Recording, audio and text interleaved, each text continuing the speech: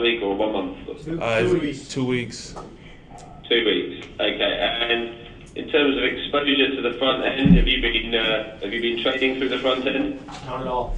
We haven't. Not at all. So this is a primary introduction. Exactly. Yes. Okay, very good. And just so I get an idea of where you are in your knowledge, have you covered the likes of stops, for example?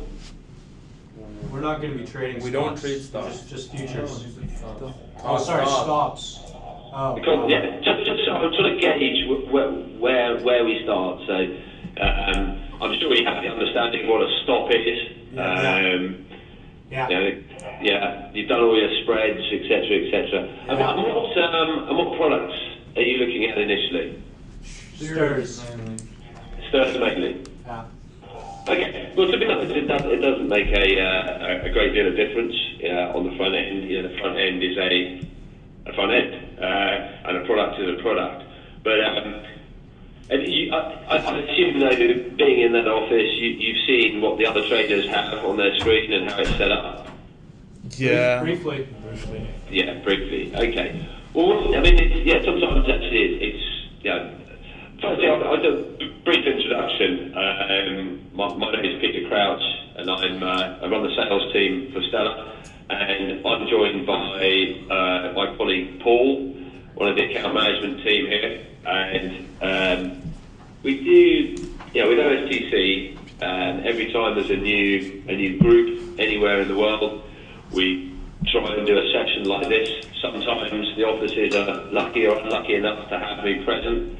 So, sometimes I will go to some of the UK offices, some of the Eastern European offices, and hopefully going forward I will get to come to the Montreal office. But we've had, I think you guys had visits from our Chicago office, but that just wasn't possible this time. So hence the reason we're doing this over WebEx.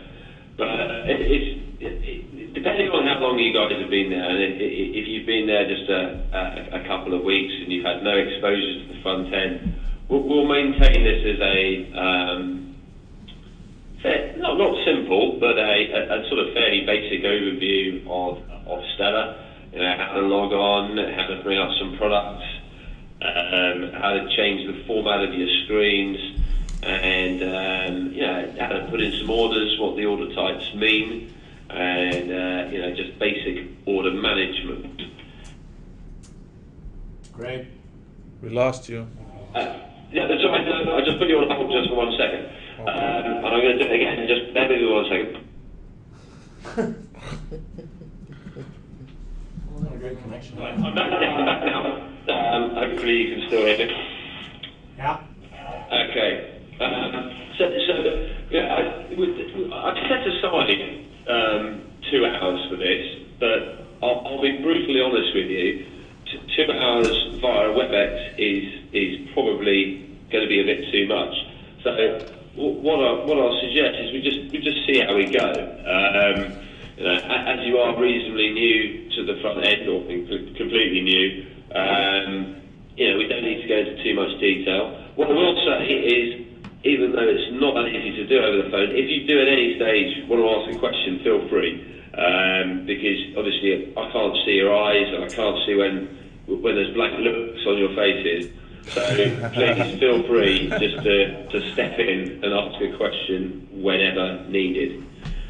And one other question quickly is, do you know whether, in trading models, obviously you're using the ladders to trade primarily, are you also going to be using a spread matrix?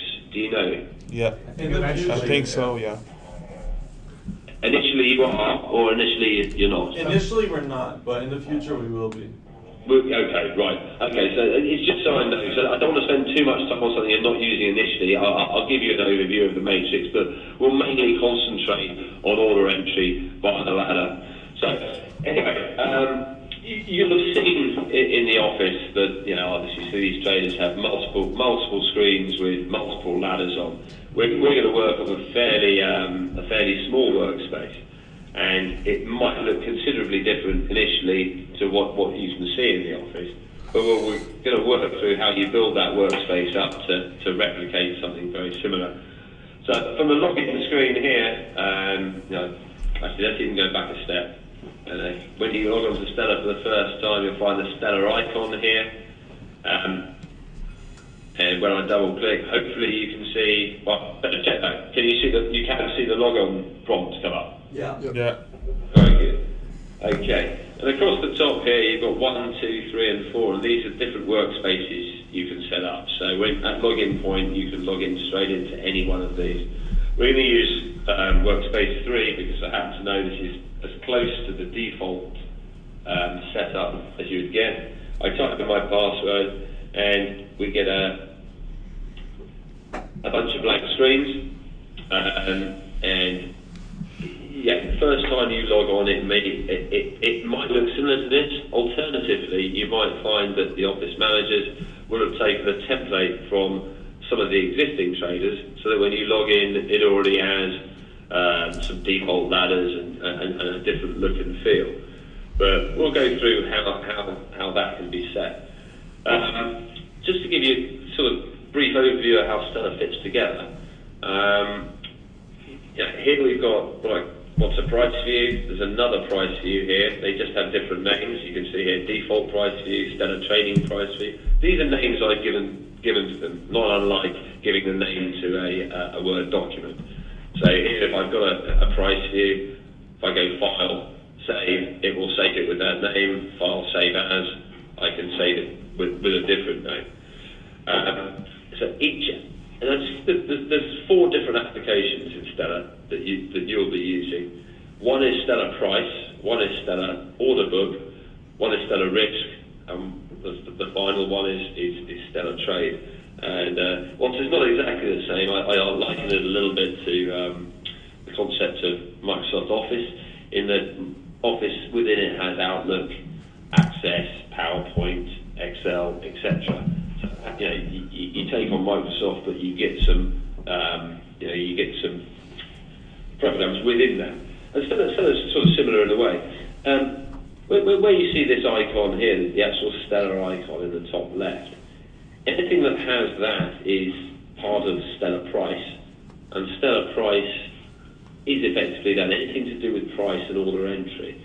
So in the price view here, if I go to File New, there's all these windows are related to Stellar Price. So a price view, which we'll look at initially, the price ladder, which you'll mainly use to trade, a ticker that will give you time and sales data, a spread matrix that we'll look at briefly, and then some of the other views to look at the market. Most of these are not used by OSTC. The top 4 certainly are. So even if I was in the spread matrix window here, if I get a File New, I can pick out any one of those particular views. The order book has it's a piece of paper with a pen basically, and the order book has anything to do with the management of your orders. So under here, if I do File and New, I can select an order book, an order log, which is an audit trail, a fill log, which is a pop-up that tells me when I've been filled on one of my orders, and an aggregated fill view, which is a something slightly separate, very similar to the fill log, but just a slightly different view. Trades, these are the trades as confirmed by the exchange, and they have that only has its own one window. If we go File New, you just have trades. There isn't a secondary window for that. And right at the bottom here, to some of you probably your most important window is your risk, your P&L, and your position. And again, that only has its own window, risk. So that's the sort of brief overview. You can have multiple windows, as you'll have seen from your colleagues in the office. But as a starting point, I'm going to get rid of the trading one. It's not needed, and we'll get rid of the spread matrix for now. I'll get rid of the audit trail for now. I'll just minimise those, and we're just going to work from a few of these windows for now. I'll put the trades down the bottom here. So everything's just movable, malleable, and you'll find over time that you'll develop your own preferred workspace, your preferred colours. If we start with the launch pad for Stella, which is the quote board, a lot of people do trade from this, but a lot of people don't. A lot of people simply use this as information and a launch pad for their ladders to put their orders in. So here with the default price view, we've got no products in here. So the first thing we would do would be to go to View, select Products. And here we add the products we wish to look by clicking Add and going into the product browser here. We can either look at futures, go through futures, find the Euribor, open up some strategies and open up all the spreads that we want to look at, or the quick shortcut, go to our strategies, exactly the same way, a slightly different branch, go to Euribor and open up. We're going to be trading using STS products because they're the simulated products, which is what you'll be using as well initially. If we open up here, we can open up some of the contracts that we're looking to trade. One thing I will say is I'm using CAN data, I'm not on the live network, so the data you'll see will be old. Also, I can use some of the contracts that have now expired, like the SET 13. So I'm just going to put in data that we took last June. I'm just going to put in the first few 3-month spreads here. And click OK. And here are the ones that are sitting in my product selection. I'm also going to add in a couple of futures in the DAX and maybe the Bund, just because these trade a little bit, leap around a little bit more, so it helps us to trade. If I sit on the Euribor during a trading session, you're not going to see very much happen. So let's add those two. I'm going to add a blank, and now when I click OK, these products are brought in to the quote window. And it's giving me some very basic information. It's giving me the contract name, the series, the quantity on the bid price, the offer quantity, my own offer quantity, the last price and the last quantity. To this, I can add as much information as is available. And I can either go to View, Column Picker, and that will pick up all the available columns that I might want. Or quicker way is just to right click anywhere on the top of the column here. So if I was to right click on Ask, it highlights Ask. These are the selected columns that I already have, the ones that we just talked about. I might want to add in some others. So let's add in high price, low price, net change, and net change percentage. And I click OK, and these are now available to me. Let me see here. If I want to now change, if I can go back into the column picker, and I can change the specific attributes of that particular column. So from here, for example, bid price, I've got background as white, foreground as black. What a lot of people might traditionally go for. The bluer colour for the bid price, the offer price might traditionally be a redder colour. Net change, I might say, right, I want to have not bracketed values, but I want positive, negative highlighting. The net change, I want the same. And I click OK. And you see now the colours have changed of the bid and the offer. These net change is a different colour here. So you're just building up the look and feel. So when you want to change the column, right click, column picker, and you can change the attributes of that particular column. If however you want to change the entire look and feel of this particular window, you would go to View, Customize this view. And this will change the whole look and feel. The columns will stay the same in terms of the colours. All you're looking to change here is the general look. So for example, the text is currently size 10 font in Arial. Might think, right,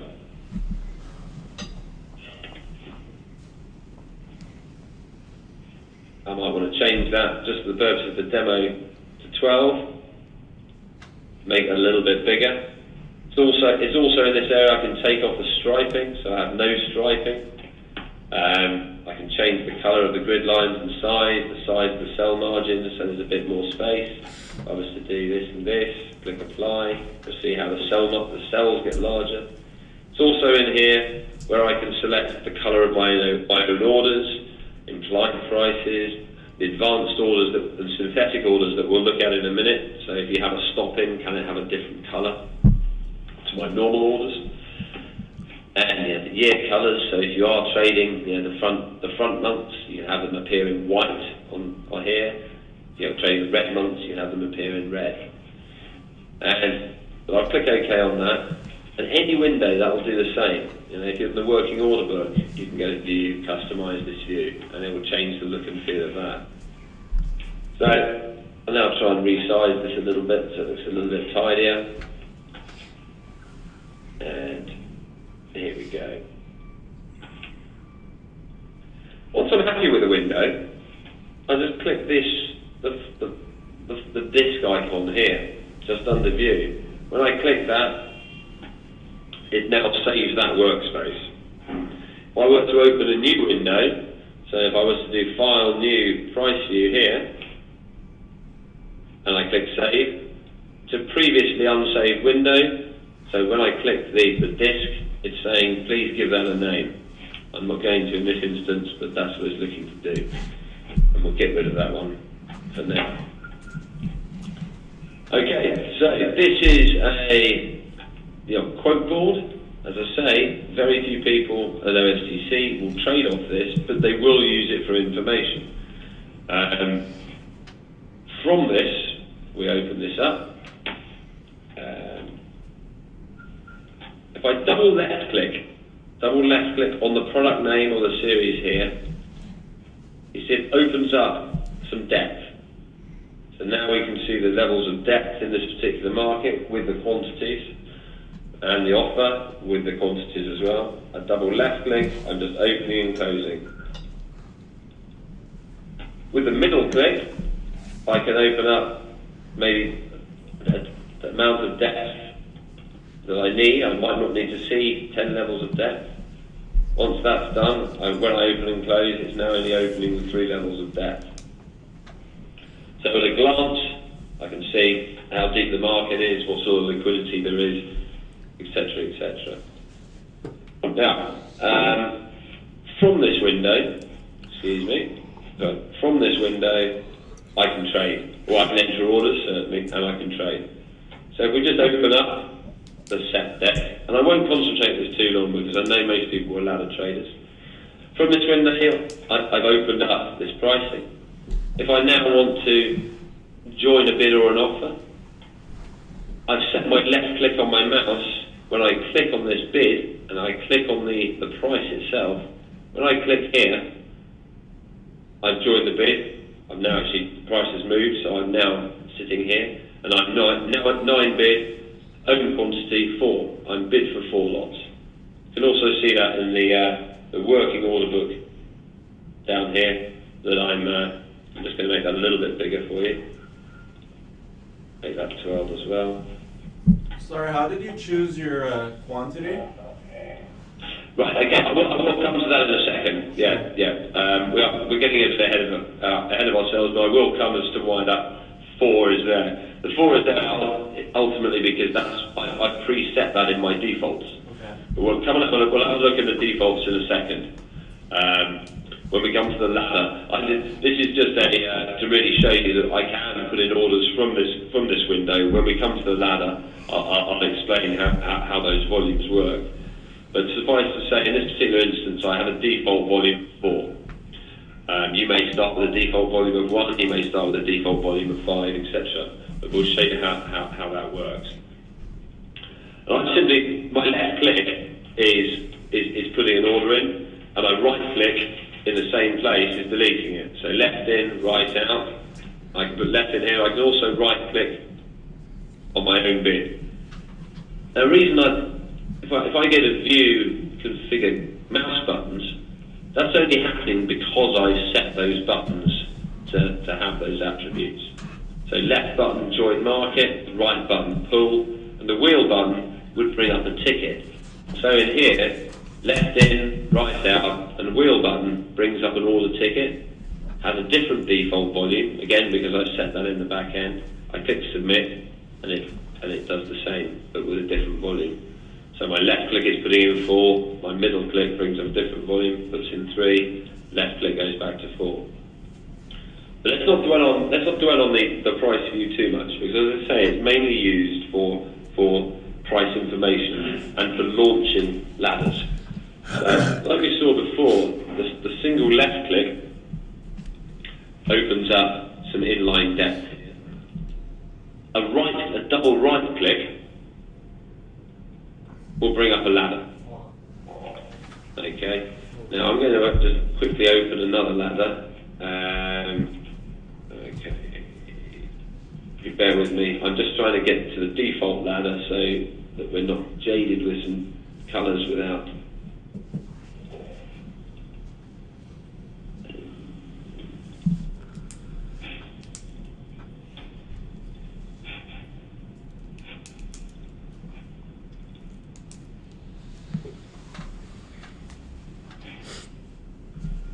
Bear with me.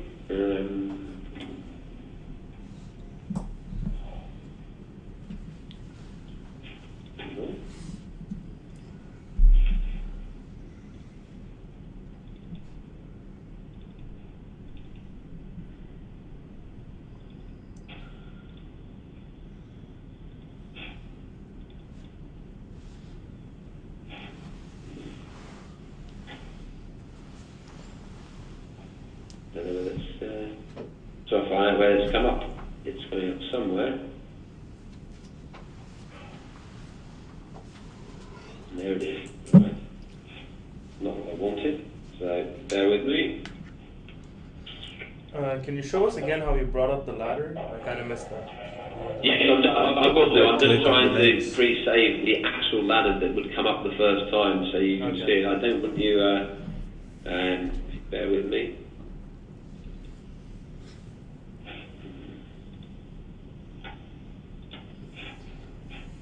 Slightly annoying.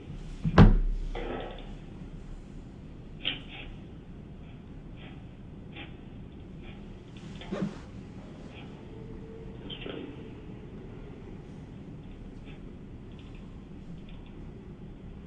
Right, okay, not to worry. We'll just do it the old-fashioned way. So I take a few of this.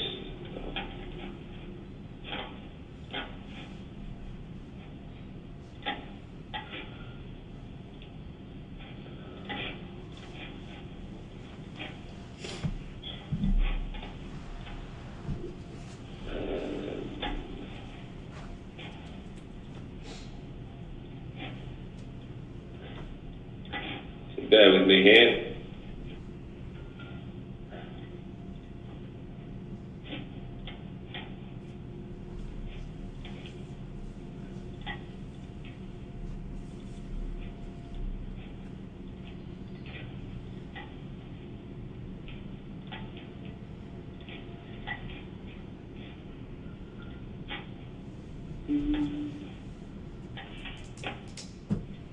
Interesting.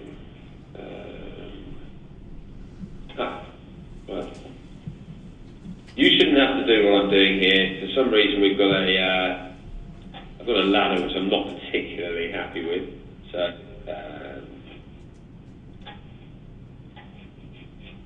I'm just going back. Oh, that's even worse. Sorry, if you bear with me a second, I'm trying to find the default ladder that comes up the first time you open it, because the ladders that are coming up are just red and blue, which is not necessarily how you want to see it. So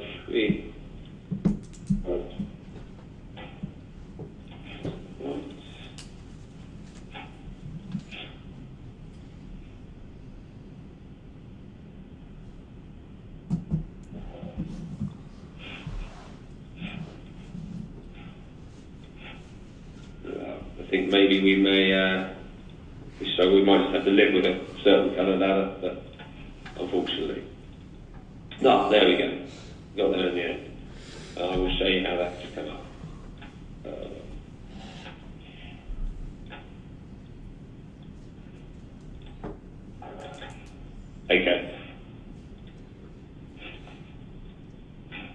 Okay. So yeah, just to bring up a ladder, you double right click on the product itself. So double left click, brought up the inline depth. Double right click brings up a ladder. Like so. So if I want to bring up the DAX ladder, that's double right click, and it'll bring this up like so. And this is the style of ladder you'll probably see on most people's screens. And in the office, you'll probably find they actually look a bit more like that, a little bit smaller. But we're going to work from a larger ladder, purely because it's easier for you guys to see. So I'm now going to move the price view away from the main area, so we can just concentrate on the ladder. Okay, I'm also going to make this slightly larger as well, just so it's easier to view. So again, like with any window, view, customize this view, and let's up the font to 12. Click OK. We can now have a little bit more of a view. I'm also going to go in here and take off the striping because I'm not a big fan myself. So now we appear to see our our ladder like this. Now, similar to the price view, if I click at a price I want to pay, let's say I want to be 77.20. This is the DAX contract. It will move around a lot, but I want to show you this because you'll see how my position and can be seen and how I can move trades around. So if I want to go 77.20 bid, I click on the bid quantity here where there are 11 lots. And when I click, 3 lots have gone into the market. I click again, 3 lots. The reason 3 lots are going in is because that's been set in my defaults. So we'll have a quick look at those. If I was to go to view trading defaults, here is a list of the contracts that I'm liable to trade. And when you log in for the first time, there'll be future, and there'll be strategy. They'll be the only 2 you see. And what that will mean is if you click on the future, any future you trade will trade in the way it's set in the default. So every future will trade into the account that's listed here, in this case demo. When I click in a future, it will put a 6 lot order in. If I use a ticket, it will put a 5 lot order in. My default order types are here. Then across here, which we'll come to later, if I'm putting a stop in this market, how will that behave? How will my synthetic orders behave? How will my brackets behave? Etc., etc. So in this window here, you're setting how the default behavior for your trading. So future and strategy. The strategy has some slightly different click volumes. And here, if you asked earlier why when I was clicking did it put a 4 lot in? And there we go. On my strategies, i.e. my spreads, when I was clicking it was putting a 4 lot in. And there's that 4 lot. When I brought up a ticket, it had a 3 lot. So like global, anything I do in futures will behave in the future way. Anything I do in strategy will behave in that way. Unless I have some exceptions. So if we look in here, futures should be a 6 lot. But obviously when I'm doing the DAX here, when I was doing the DAX here, it was going in as a 3 lot. Why is that? Because we have a DAX default. And the DAX default clearly states here 3 lots. So what that means is that if we were to bring up I'm going to just save this ladder as a default while we're talking. File, save as default. This means that next time I bring up a ladder, it learns and it's been cloned. So it will look exactly the same. So when I click,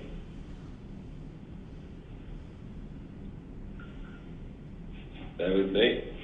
When I click in the DAX, we've got 3 lots. When I click in my Euribor, I default to a 4 lot. And you'll find for your trading, this is quite key. We do encourage people to have defaults. Some people just have a future and a strategy. Now, that's fine as far as it goes, But you may initially only be trading your IBOR and stir spreads, but going forward you'll be looking at other markets, gas, oil, Brent, whatever it may be. Each market behaves in a different way. Each market will require you to put in slightly different volume. So you should always be and will behave in a different way for your stocks. So you should always be encouraged to have some default set. So when you click, you know exactly what volume you're putting in. Now, on the DAX ladder here, when I put my 3 lots in, let's get an order book up as well. I'm just going to bold this so we can see it a little clearer. Change some colour a bit lighter.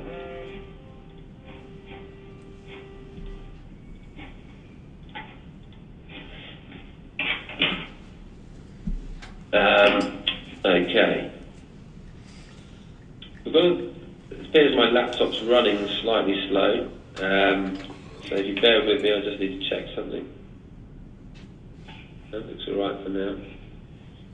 So, left click, it's being pretty unresponsive.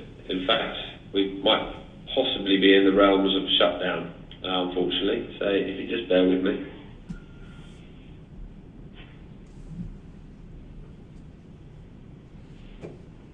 Yes, unfortunately we are, as you can probably see here, that 3 lots should actually have traded. So we have a sister, the servers on my machine here are going slightly slowly for one reason or another.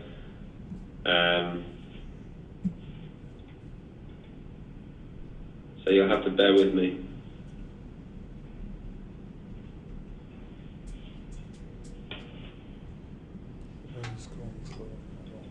I'm just going to put you on hold for 1 second, guys.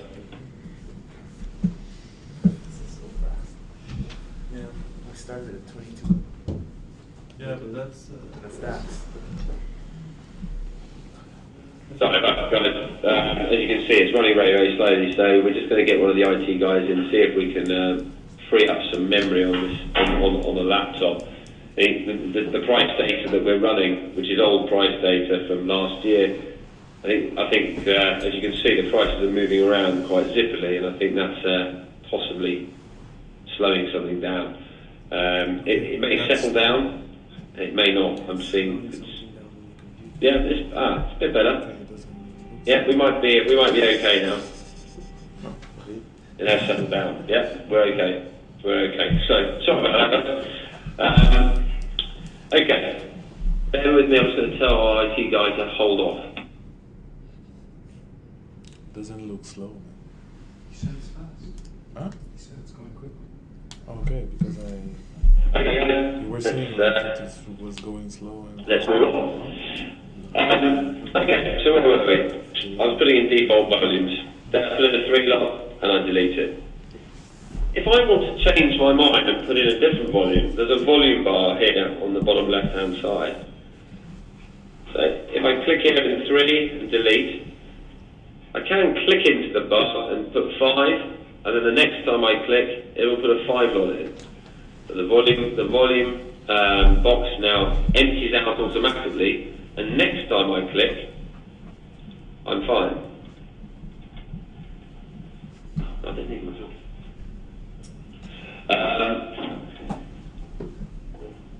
So if I click in 3 here, 3 here, I don't actually have to move that. I'm moving to the bar, I'm typing in numbers here. I don't need to do that. If I'm clicking here 3, 3, my mouse is still hovering over the 3. Just by putting a number in the keyboard, 5,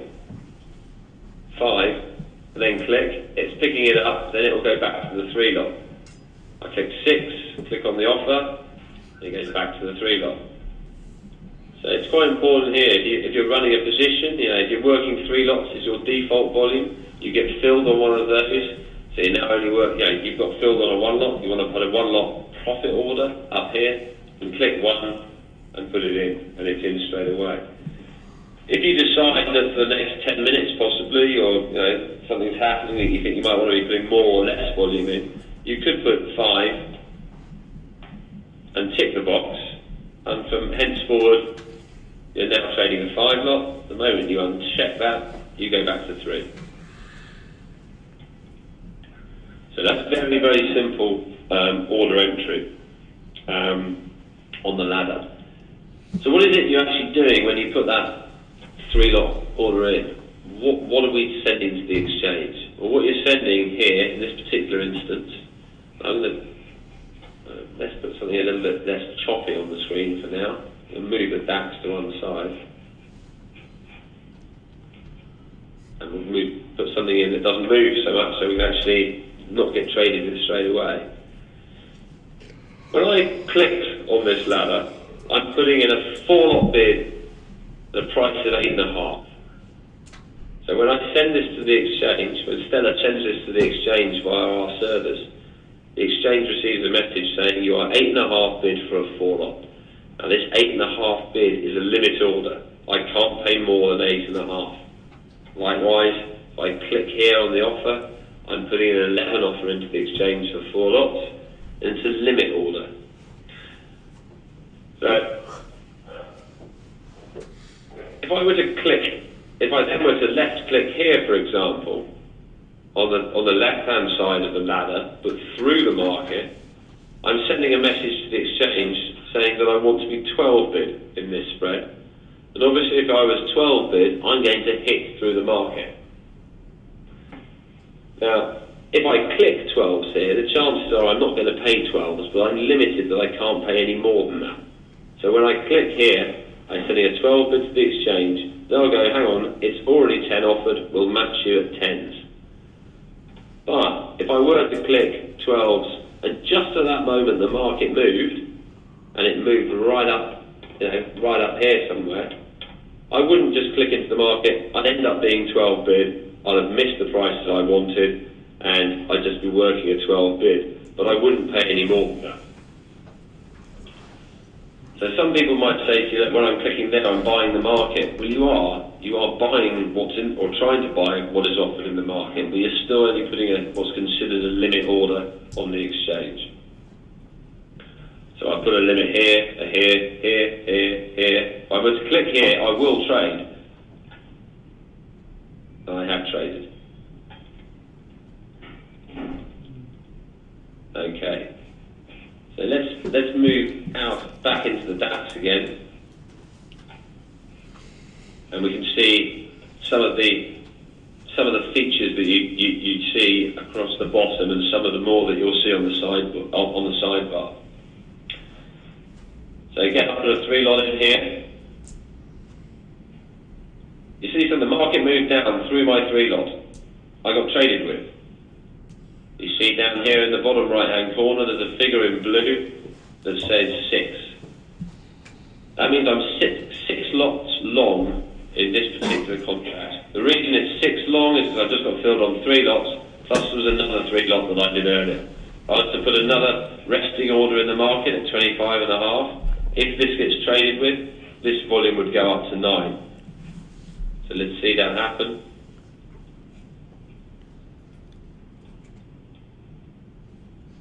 You see that? The market moved through my bid, and I've now got a 9 lot long position.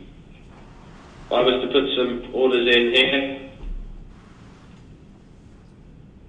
those were sell offers. I managed to put 3 lots in. I got traded with. There's no position here. I'm now flat. Let's put another 3 lot in. Drag it through the market. It's red, and it's got a negative number. And this now means I'm short in the market. Now, some of you might be wondering what I was doing there. I was putting in orders here, and I was drag and dropping them to move the price. So there you see I have a 24 bid in the market for 3 lots. If I left click on my own bid here and hold, I can move that order up and down to amend the price. So you see here, I'm at 22.5. It shows the 22.5 in my ladder, in my order book. I move it up to 25. It shows in the order book as well. I can move it around, and each time it's changing. So, in this instance, we're 3 lots short. What's the best way to get out of that? If I don't care about making money, drag it through the market, go 34 limit bid, bang, I trade, moves into my completed order book, and my position is now flat. Okay, so that's very, very basic order entry on a ladder. Left click in, right click out, left click in, left and hold on my price, on my actual quantity, sorry, to move around. Okay. What you don't want to be doing, left click in, and then try and left click move from your bid quantity, because you'll put another volume in each time you try and do it. Doesn't work. So left and then move. Okay. Just to go through what you can see here on these icons here on the bottom, they probably look fairly self-explanatory. Actually, if I put a few orders in on the left, a few on the right here, if I click the blue button on a ladder, it will delete all the buys on that ladder. If I click the red button, all the sells, and the black one, in this instance, will delete everything. So, but that's not much information for a trader, so a lot of traders you'll find will add in, especially when they start trading, the sidebar. And this sidebar, so I went to view sidebar to get to that. This gives us a sidebar with quite a lot of information and different icons on it. So it has those same pull bids and pull offer, pull sells icons. It also has the position 3 here. What it's also telling us here is our average position. So if I keep clicking here and keep buying, it's telling me that my average in, where I'm long, is an average price of 77.38.94, which is basically 39s. I can also see that on the ladder here with a border telling me exactly where I'm long. If I start trading out of that and we go flat, I have no average position. If we now go in and sell, I've now sold 3 lots. I sold them at 32.5. That appears in my average box. I know I'm short 3 at 32.5. So if I get filled anywhere below that on the bid, I've made money. Of course, it's now moved away from me, so I'm not. We'll leave that there just for now, just to see if I can claw some of that back. If we look down, we have a little bit more information here. We've got the last price, the quantity that changes at the last price, the net change, the percentage net change, and the total trade quantity of the contract. Some of the information that we previously saw in the price sheet.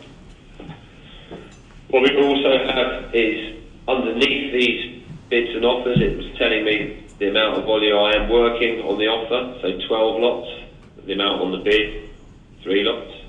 We delete those, that will go. And here we have some volume buttons. These appear to be used less and less these days. And we've got a volume of 3 there, we delete it. If I click 5, it goes into the volume button there. If I click again, it goes to 10, 15, 20. That's left click. If I right click, moves that volume down. I want to go to 6, 7, 8. Middle click will clear. Oh, the middle click will overwrite with a 10 lot or 150. And now I can move that down, decide I'm going to go 35 bid. Next time, again as usual, I'm back to my defaults. So I find most people these days don't use these because it does mean you've got to move your mouse away from the trading area to a number to come back.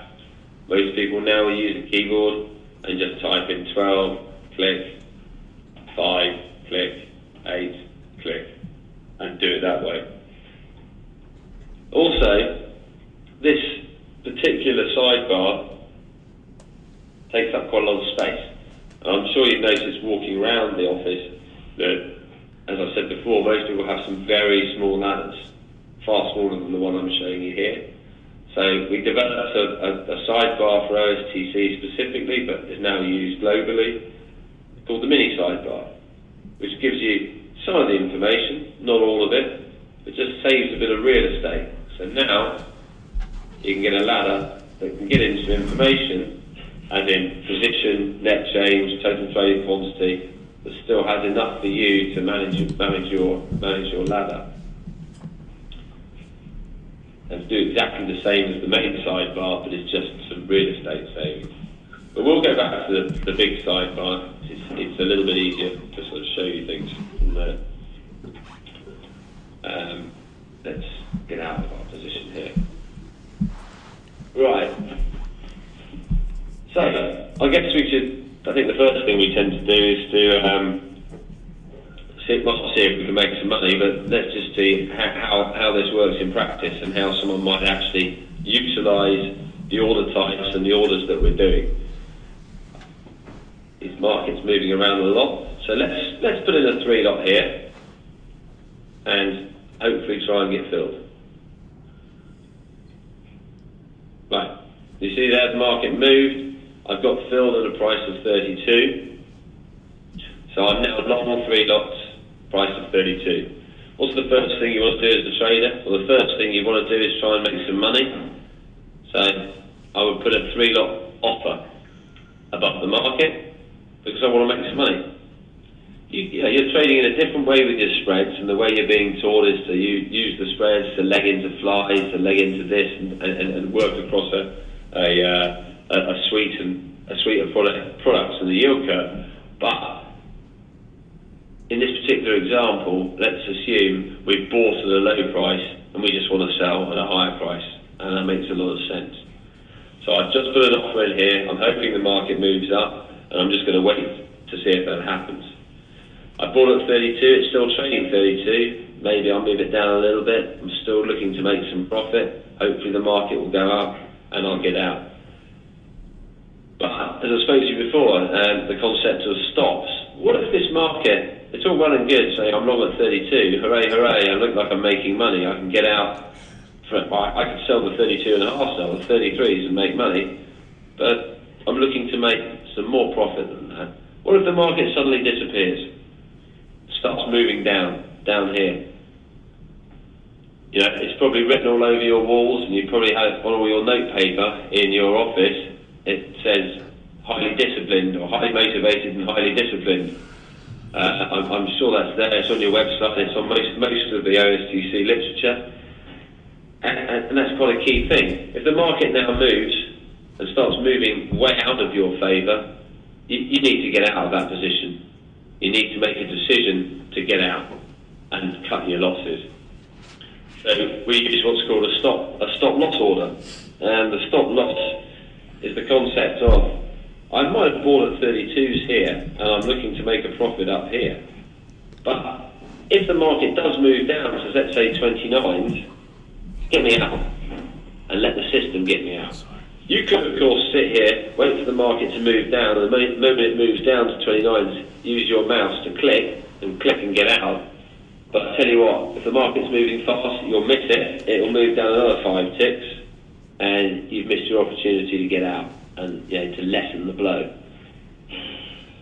Right. Well, in this particular instance, we've been very lucky. We bought at 32s and we've sold somewhere up here. So let's put another position on. Now 3 lots long. I'll put my profit slightly higher up here so we don't trade. How do I put a stop on? So I'm looking to limit my loss by putting in an offer down here that if the market moves, will get me out. So there's my profit up here. If I were to click here, left click, it will trade, because I'm putting in an offer to sell. But if I were to hold the control key down on the keyboard, it's a hard-coded Stellar shortcut. If I hold the control key down and left click, an order goes in. Now, you might look at that normally and think, well, why isn't that trading? It's not trading because it's a stop. And I'm going to add in a little a column to my order book that can let you see that. Right click, bring up the column picker. I'm going to add in synthetic order type, click OK, and here we can see stop. So here's my profit order, and here's my stop loss order. Now what this stop loss order will do is if the market now moves down to 33s, 32s, 31s, 30s, etc., etc., when it gets to 29s, the stellar servers will sell 3 lots. And they'll sell 3 lots either at market or at a price of 29 or a predetermined price, however many ticks you want below that price. Now that's set in those trading defaults we looked at before. So here, just to go through that again, and I'm sorry to sort of sound a little bit boring by going over and over again, but you'll see how this will all work in a minute. We bought at a price of 6.5. Looks, I'm going to move my profit up even further, and I'm going to move my stop down to about here. So we're 3 lots long here.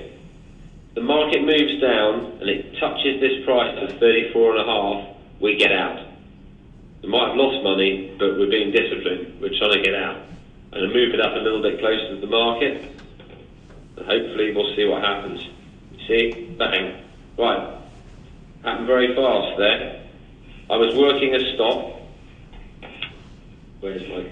And the market moved down to the 38s. It traded the 38s, so we immediately sold to get out of our position. You see, the position's now gone flat, but I'm still working this profit order here, so I'll delete that. That's no good to me anymore. I flattened my position. I'll do it one more time. I'll put on a 3. I bought 3 lots at 38.5. Put my profit, hold down control, and I want my stop to be around here. I'm being very greedy this time. I'm looking to make a lot of profit, but if the market moves down, I want to sell. Now we'll just leave that for a bit, and then we'll explain what it is that actually happens when you're doing this sell. I'm looking to sell at 37s, but only if the market touches 37s. Now if we go to our view trading defaults, and in here we look at our DAX defaults, how do our stops behave? And it says here, stop orders, limit. Take that out, stop volume for a second. Limit. So what that means is if the market does move down to here, to 37s, I will sell or try and sell 3 lots at the price of 37. And that's all I'll do. If I miss it, and the market just keeps drifting down, I'll still just end up working 3 lots at 37. However, what I can do is I can click market, and that means if the market moves down to 37s and it traded 37s, instead of selling 3 at 37, I will sell 3 effectively at a price of 0. Try and sell at market. I might get 37s, I might get 36.5s, but I'm effectively selling whatever I can get away with. And different markets move in different ways, so your default settings for your stops will be different. So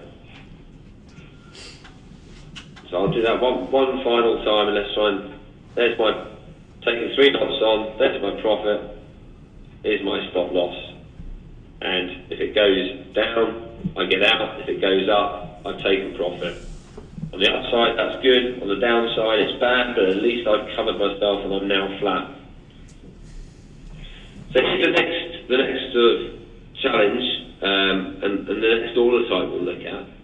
I'll move that up a bit, and I'll move this down a bit. I'm 3 lots long. My position is 3 lots long. The market moves up the market moved down very, very quickly, and then moved back up very, very quickly. The scenario I'd be left in is the market would come down, I'll sell 3 lots at market, I'm flat, the market can move straight back up again to 51s, and I'd sell again. I'm now no longer flat, I'm short, and the market keeps moving up, and I'm in a terrible position. So we've got 2 orders here that currently aren't linked, but we'd like them to be linked. It'd be great if these 2 orders were linked. I've gone 3 lots long, there's my profit, here's my stop loss. If either one of them trades, I want the other one to be cancelled, because I don't need it anymore. So what we can do is these 2 orders here, I go to my order book, over on the left, highlight the 2 orders, and I click this button here, which converts them to OCOs. So these orders are now, bear with me, these orders have now been converted to OCOs, which means they are now linked. OCO means one cancels other. So now, if either of these trade, and I'll try and keep my hands off for a bit, if either of these trade, the other order is cancelled. So we'll leave that and we'll just watch that for a moment. We're trading at 48.5 here. Excuse me, can you go over again for the OCO ratio? How did you get it? Yeah, of course. Yeah, I'll go over it several times, don't you worry. Okay. Just want you to see how it works first.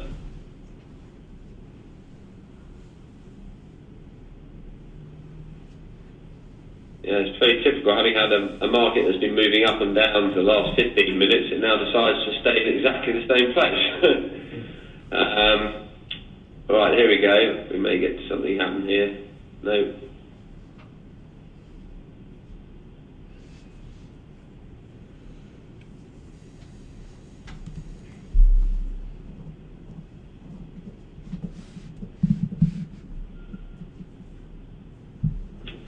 Okay, a little bit boring, but it will come. I might move this a bit closer.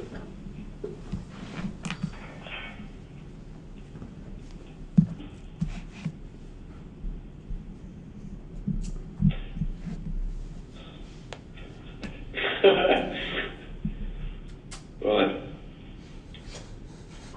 I'm just going to leave it now. Every time I move it, it seems to be doing. Right, hopefully we're going to get stopped. There we go, bang. Price moved down to 45 there, I think, and we got stopped out. So the price moved down to 45. We sold our 3 lots at market, and our profit order that was somewhere up here got pulled. We're now flat. So yeah, I'll show you again what I did. But then we won't concentrate too much on this because we don't want to. If you bear with me 1 second, please.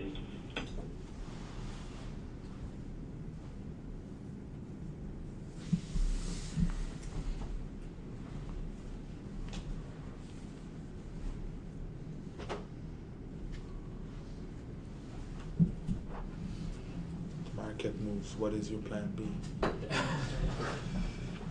Shit. So fast. What is your plan B? But this is outright. This is outright. Outright. And look at the price, man. It's like 7,700. Like that's why it's moving. If you look at it in percentage value, it's probably not moving that much. Tick size is not bad. But you have to Sorry? get. Sorry guys, we did have someone come into the room, so just put you on hold for a second. Okay, I'm going to show you what I did there again. Okay, so let's put a 3-lot order in. This was our order, which I hope we got filled. I'm putting in a profit order there. I'm putting in a stop loss down here. And I want to connect the two. So I go into my order book here, and I highlight both, and I clicked convert to OCO. They're now linked. So those 2 orders are now linked. If one trades, the other one is pulled. Now, that's a rather long way of doing things. And we'll see that, bang, that's stopped. We've got stopped out again. We're losing money a lot. We're not doing some very good trading here, but it is showing that it's disciplined. The market moved down, we got out. But what I'm going to show you now is some of the shortcuts to sort of start put in those type of orders. So again, we're long 3 lots here at 43. Previously, we're doing click there. We're putting in a stop down here, highlighting the 2 orders, converting them. What a long way of doing things. Let's not bother with that. I'm now long 3 lots. I'm going to go into my keyboard shortcut. So view, configure keyboard. Now in here, we have some keyboard shortcuts that might be useful to you. In fact, several of them should be. don't worry too much about all of them in here. We're going to do one at a time, and some we won't even touch on. We'll let you find those out for yourself. If you see under here, though, there's OCO order. And what I'm going to do is assign a keyboard shortcut for an OCO order. And let's just use sense. We'll just use O. So OCO orders are now going to be with the O key. I click OK. So again, we're still in the situation. Let's close that. We'll start again. I'm long 3 lots here. I now want to do. Remember what we did earlier? I put the profit up here and the stop loss down here, and I then converted it in the order book. What I'm now going to do is I'm going to hold down the O key. You obviously can't see me doing this, but trust me, I'm holding down the O key. The first click of the profit, nothing's gone in yet, but there's a black box around it. The second click down here, they both go in. You see now in the order book, those two are now linked automatically. I haven't had to convert anything, I haven't done anything else. My simple holding down the O, whilst I've held down the O in this market, those two orders will be linked. My finger's now off the O, just so you know. So the market's now moving down. Again, it's looked like we're going to have an absolutely terrible trade. Yep. But you saw the profit order got deleted. So I'll do that again. We've got long 3 lots here. I should learn my lesson, but I'm not. Hold down the O key. There's my profit. There's my loss. On the second click, the stop loss is going in here. Just a quick question, were you also holding down the control key to put in the stop at the same time? No, absolutely not. That's the entire point. Is it knows when I hold the O key, I'm holding down the O key here, I can start with a stop and do the profit. The control key is not involved in this at all. The control key is only used if you're putting in a stop on its own. Okay. The O key, it knows that if you put an order through the market, that's going to be a stop. If I then click another one here, it's putting 2 stops through OCO. Completely pointless. It makes no sense to do that. If you hold the O and click there, one's a profit, one's a stop loss, and it knows to do that. So this will obviously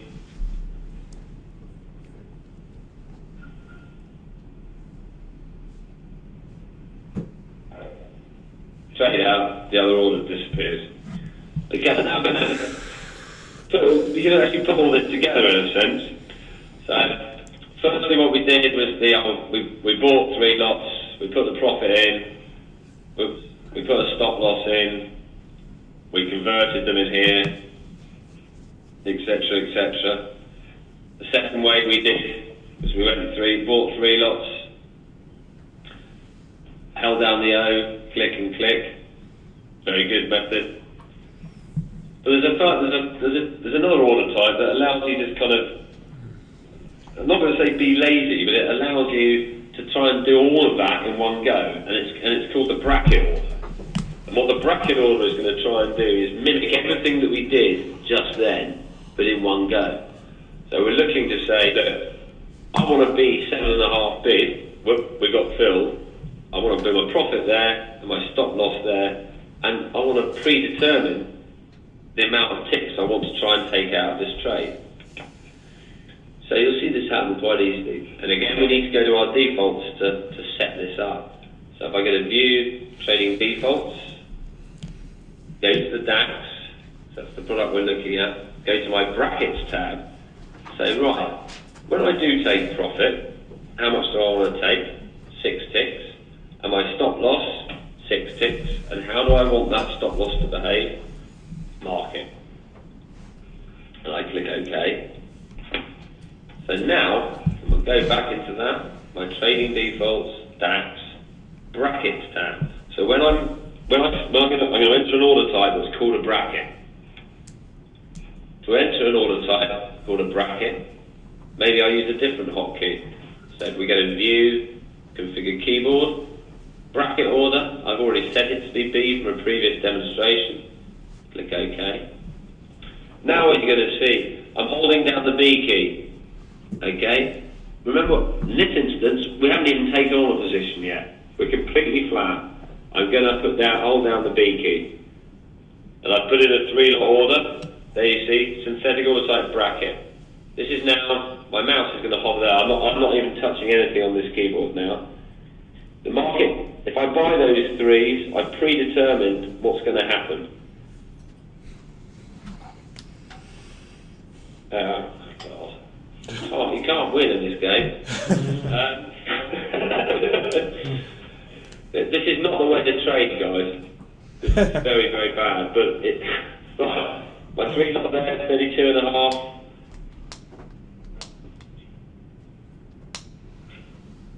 I want it to get filled. I don't want to force the issue here too much because I want you to see what happens now. Bring it up.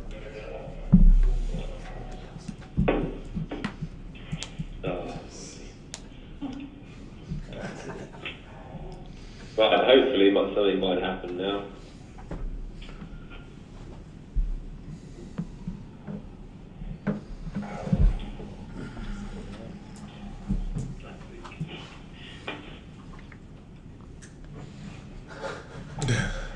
Right, come on. There you go. Right, so you saw what happened there.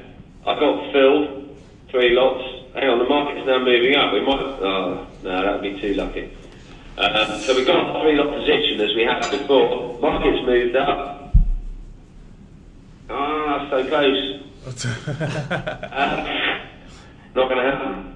Anyway, you can see there what's happened is I put in an order type that means when it gets filled, it automatically puts in a profit order and that stop loss, and those 2 resultant orders are OCOs, so they cancel each other out. So let's move that down, try and take some profit out of it. Of course, it will now move all the way down. Yeah, there we go. Oh. I couldn't have got any worse, could I? There we go, look at that. Bingo. Oh, well, I didn't see it works, but yes, we look at our risk now. We've managed to lose €6,238 in under an hour. Yeah, I don't think I've had a single trade that's worked, but there you go. That's why I'm sitting on the phone to you and not trading. Okay, so yeah, now we put all those things together. So, and I'm not saying you guys will use brackets all the time, but it is well used by all the OSTC offices, and it's used in certain ways. You know, you're not trading back. The market's not flying around like that. You know, you're going to be in a Euribor contract like this, where you work a bit. If you get filled, you'll put an offer over here maybe with a stop OCO'd down here. Or possibly even a stop OCO'd here. So I don't know if any of you can work out why it would be. If I put an order in here and got filled, so let's say I bought at 9s, assume we're 4 lots long, I put a profit order in here. Why would I put a stop here, and what would that achieve? Scratch your profit.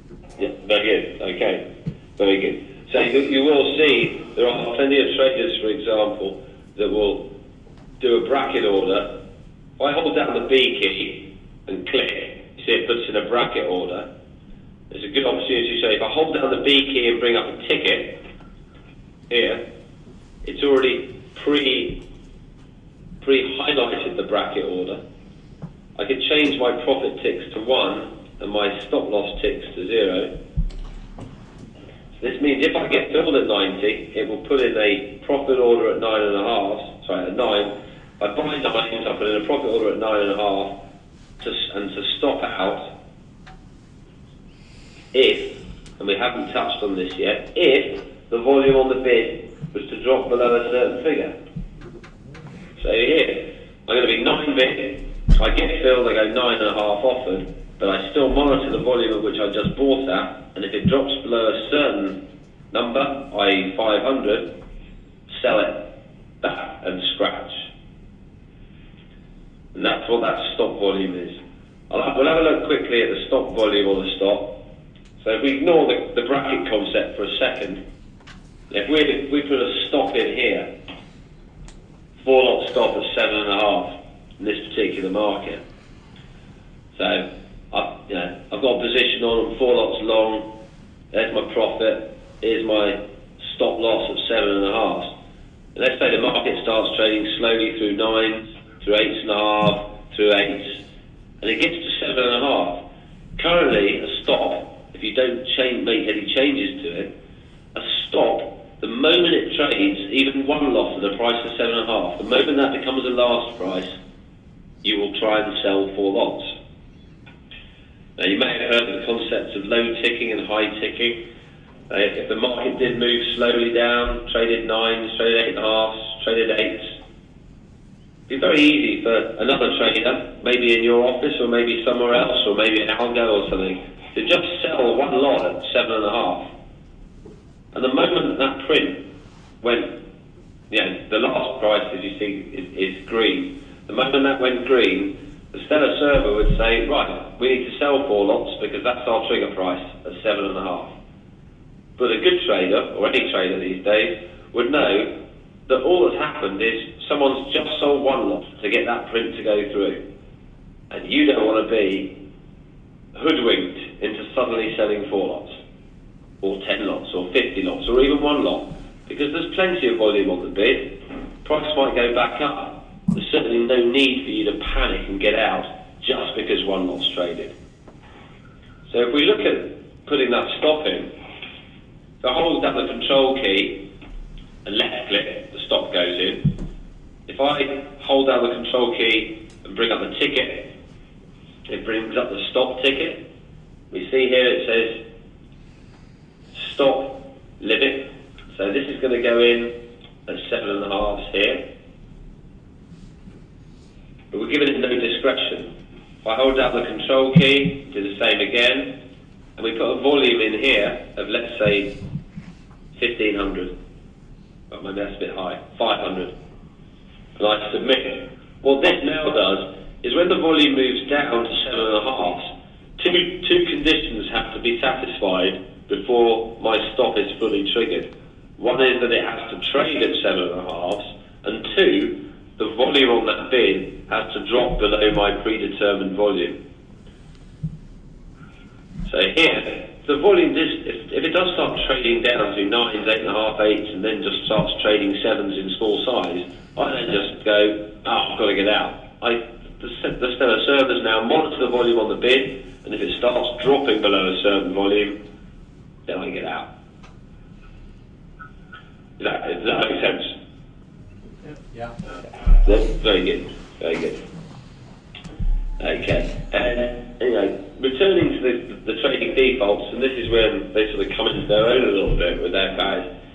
Because most people are using single-click stops, when I hold the control key down and click here, let's have a look at the amend ticket. If I double left click on the order book, here's my amend order.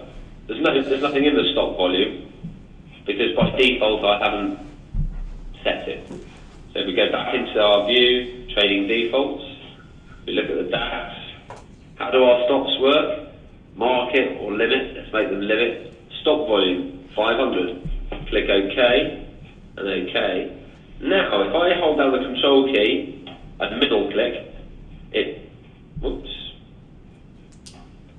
I did it in the DAX. Yeah, so I did it in the DAX. So The second one.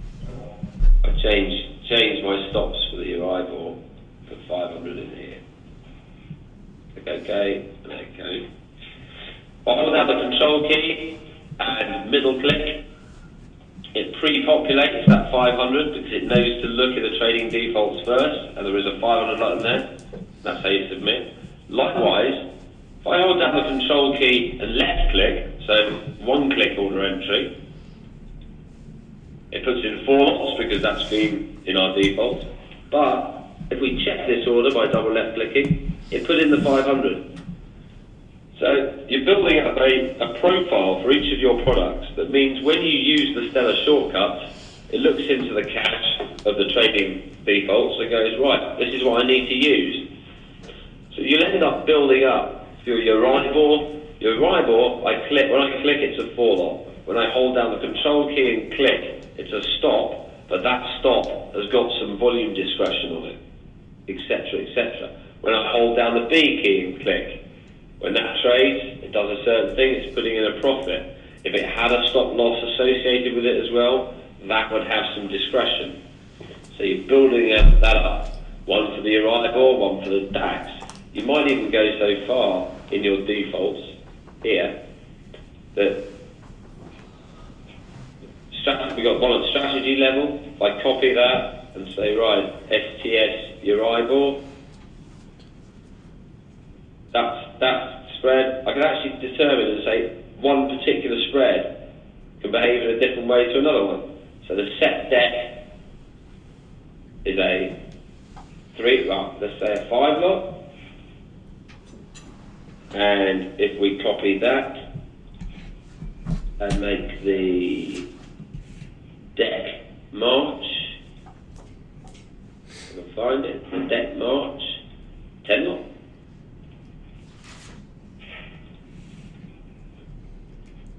So now we get rid of those two. And I bring up these two ladders. Oops. Set deck and the deck March. Let's hope this works. I click on one as a 5, I click on the other as a 10. So I've changed the defaults. I can change the default behaviour of the stop, the bracket, etc., etc. This becomes quite important when you're trading multiple markets with 6 screens. You don't want to be constantly changing things. You can change it on the hoof. You know, if I bring up a ticket,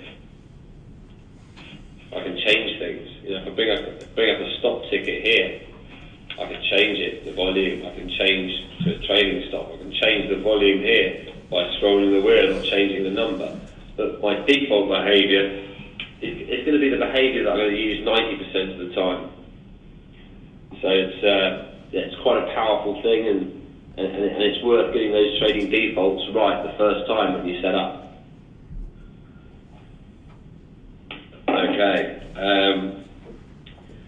I'll quickly go through. I mean, we've done simple order entry, profit order, stop loss, brackets, OCOs. Might as well just have a look while we're here at the different order types that you can put in on Stellar. And most of these are available on the ticket. So if we go to the deck March here, I bring up a ticket. By default, we get the smaller ticket unless we've added some synthetic functionality. So I'm middle clicking, just small ticket. If I hold down the control key to put a stop in, it automatically opens up the bigger ticket because we've got some synthetic functionality we want to put in. But if I open up the ticket, I can expand it here, or I can set it under my mouse buttons. I can set that I want an extended ticket all the time. But let's stick with this, and we'll go across what these different order types mean. I'm not going to dwell on them too much because some of them aren't really very relevant. For example, the IOC is immediate or cancel, and this would mean here, it's a very bad example because we've got so much volume here, but let's say, for example, 60,000. If I wanted to buy 60,000 at 9.5, what would it do? Normally, if it was just a standard order like that, if I was to buy 60,000 at 9.5, I'd buy 58,745, and then I'd be 9.5 bid for approximately 1,200 lots. I'd be working a bid. I'd take out the offer, working the bid. With immediate or cancel, I take out as much of the offer of the 60,000 as I can and delete the rest. So I'm not left working anything at 9.5. Not very rarely going to be used by you guys. FOK is fill or kill. In this scenario, similar to IOC, but in this instance, I want to do 60,000 at 9.5 or nothing. So in this instance, it looks at the volume and goes, I can't do anything. It will just kill the order off. we've already looked at. Let's get our volume back to a sensible number. The stop we've already looked at with the stop volume. Over here is a TSTB, that's a trailing stop. We get that to work on the DAX, bear with me. Trailing stop is a stop that moves towards profit. So if we were if I put a stop in, trading stop in here, knowing the way things have been going, the market starts, there you go, it moved up. The market starts moving up, the stop will move up with it. If it starts moving down, it ratchets and won't go any further. So you see now the stop's been moving up. Unfortunately, it's not helped us in any way. Well, a little bit, because we're losing less. So that's a trading stop. It's just a stop that moves in the direction that you want it to move towards. Other order types here, stop, trading stop. Iceberg is exactly that. I've got a 100 lot order in to work. I want to go 9 bid for 100 lots, but I only ever want to show 10 lots to the market, the max peak of 10. I submit the order here. It looks like I'm working 100, but if I filter my order book to show other orders, you see here, the 100 is the parent order. It's actually only showing 10 lots to the market at any given time. Have to use a reasonable amount. Then we have, so those are the order types across here. The next 5 are all to do with time restrictions on an order. So by default, every order is an order that's good for day, which means if you enter the order now, it will stay you send to the exchange, and the exchange will hold it until it trades, or until you pull it, or until the session closes for the day. So that's a good for day order. Good to a cancelled order is exactly that. It's an order that sits at the exchange until it's traded with, or it gets pulled by yourself, or the contract expires. So not just good for a day, it's good for the life of that expiring, the life of that contract, sorry. So I mean, it could be in there for 5 years, theoretically. GTD is good till date, as in a date that you specified. So you might want to say, I'm going on holiday next week. I might forget to pull my orders, so set a date in here, but to be honest, it's not really very much used. Then we have pre-open and open. And what these orders do, I'm going to do a pre-open order here and just put in a price of 10, submit. That's not a stop I put in, that's a genuine order that I want to go in tomorrow's pre-open. So this is an order, I want to be 11 bid, but I only want to put that 11 bid in next time the market's open, as in tomorrow. So it might be at the end of the day, you're thinking I'm not going to be in first thing in the morning. I want to get my orders in first thing, so I'll just put them in now, and the Stellar servers will send them into the market the moment it's open in the morning. Very similarly is open. Pre-open is when the market goes into pre-open tomorrow morning. Open is when the market actually opens tomorrow morning. Round the other side here, this is the account that I want to trade into. This is, do I want my order to be limit or market? Here we have held orders. I put an order here that's held. It has a black background. I can move it around. It's not live in the market. It's in my order book, but it's not live yet. So I have multiple held orders, and then I can highlight it and press play. Now it's live. Pause it. It's paused, and it's not live again. I can move it around. For example, I have this up here, have it paused, figure comes out, play, bang, buy the market straight away. And finally, the last 2 of the order types are... Can I just ask one question about that? What you were just doing, when you pause and play, are you being moved within the queue? Yes. Okay. Yeah, when you pause, the thing with the held order is that it's in your order book on Stellar, but when you pause it gets pulled from the exchange. The exchanges themselves don't support a held order. It's a synthetic order type from Stella. So when you enter the order there, that's at the exchange. The moment I highlight it and pause it, it's pulled from the exchange, but it's still in my order book. The moment I click play again, it's sent back to the exchange. Thank you. So you will lose your queue position if you use the hold key. Now that's on something like the Arrival and Sterling, it's less relevant because they're more pro-rated contracts. If you start trading some of the oil spreads, which are FIFO contracts, first in, first out, it is more relevant.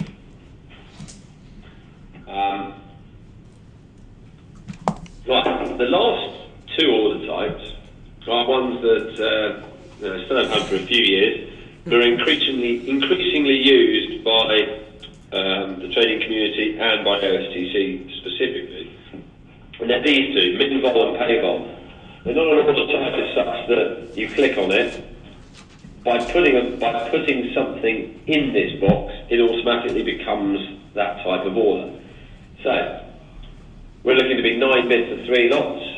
What I'm saying by putting in min-vol is I'll put 10,000 here and submit. I'm saying I only want to be bid in this market if there are 10,000 lots or more there. In this particular instance, there are. So here's the parent order, the contingent. We'll add I'll add a couple of columns just so you can see this working. Additional line. Okay.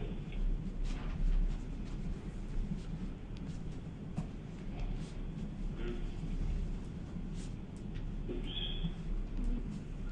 Right.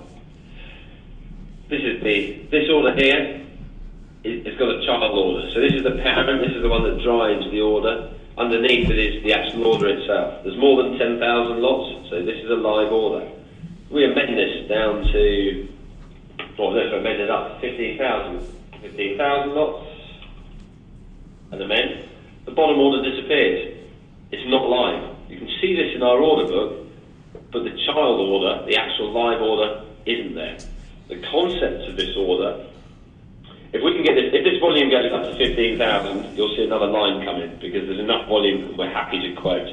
The concept is that I'm happy to be bid with everyone else, but if everyone else disappears very sharpish, they probably know something that I don't, so I'll join them.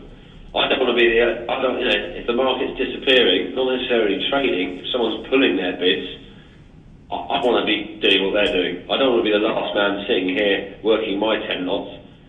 I want to go out. I want to get out with everyone else. So this order type means that it will, when the volume is there, it will put the order in. When the volume disappears, it will pull it out again. So we'll leave that there for a minute because we might see it go in. This goes to 15,000. We'll see another line here, which would be the live order coming.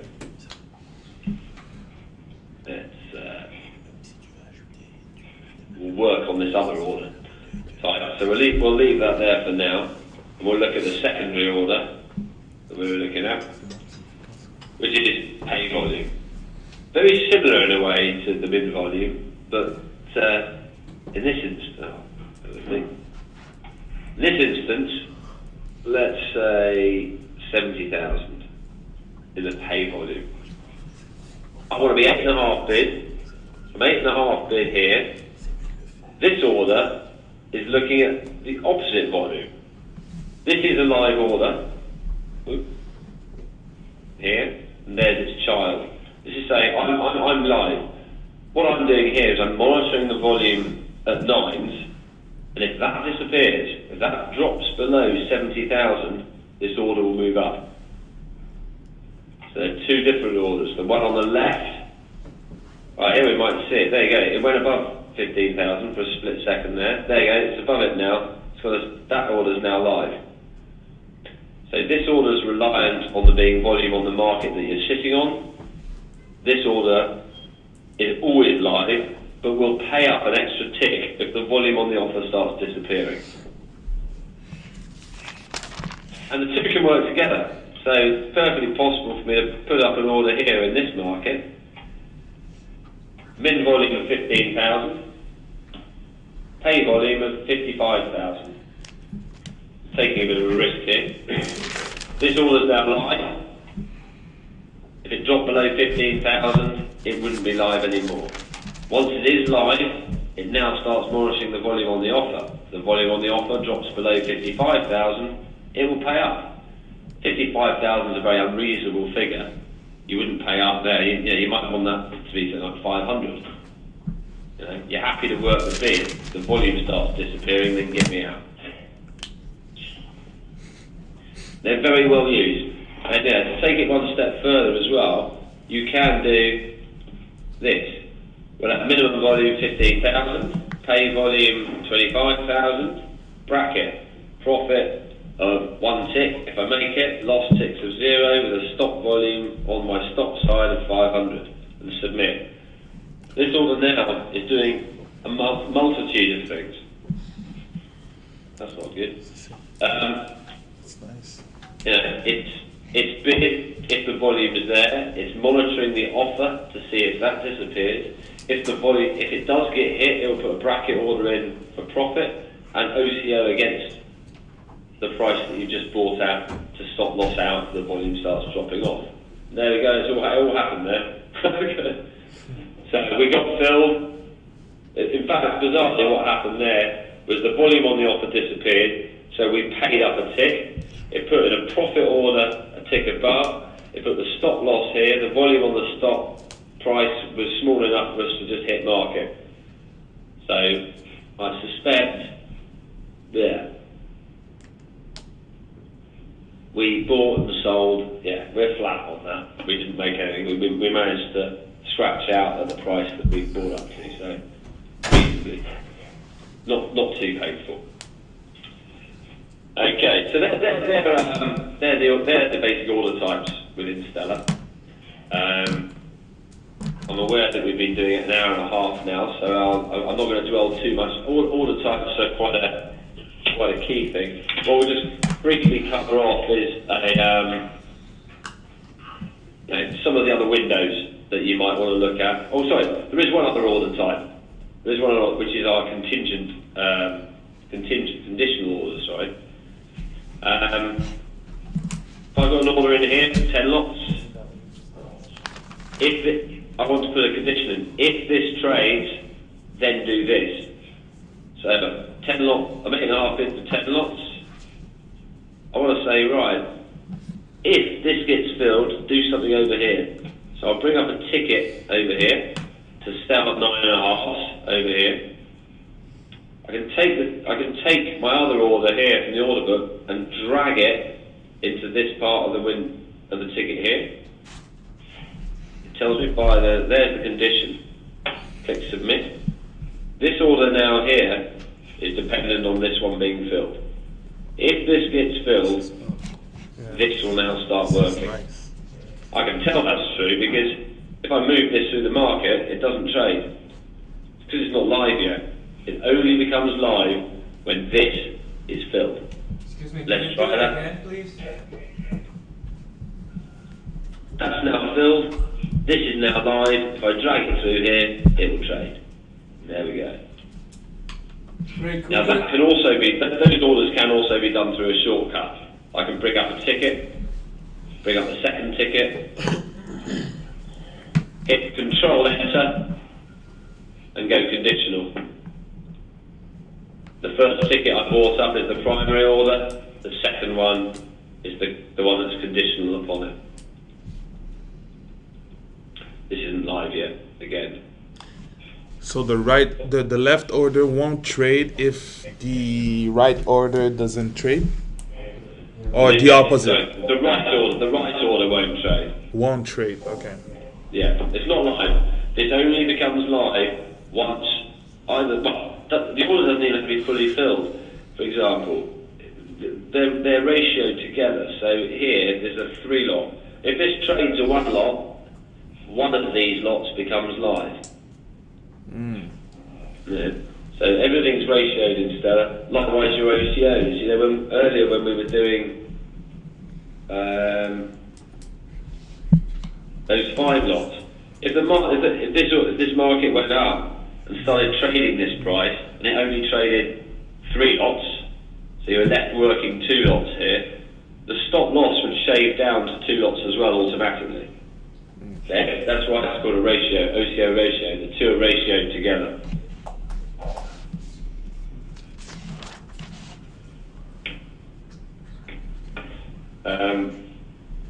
Okay. We'll move on to the ladder for a second, because we want to go through a few of the other windows. Because we've done the price view, we've done a price ladder. Did you file the matrix? Peter, let me just ask you one thing before you move on. When an order isn't live, but it's showing on our order book, is there any way we could change orders that aren't live from that yellow color to another color? So, do you know what I mean?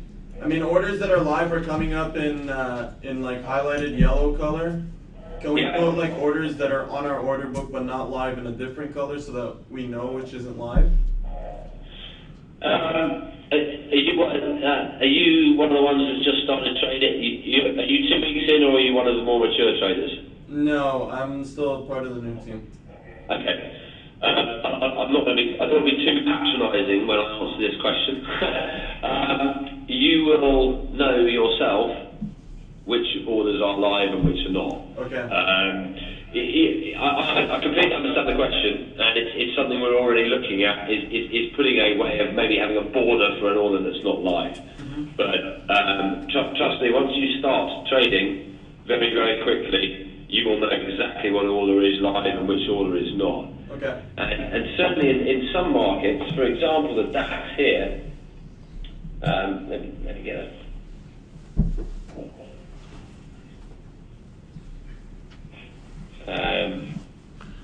We may have killed ourselves here. Ooh. Well, that might be alright. In something like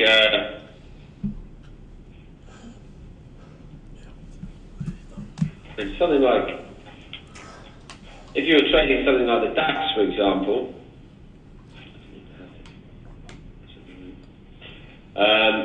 In live markets, right, in the DAX, when you put an order in, you can see your order position here. If you have a queue position, that means you're in the market. If you don't have a queue position, you're not.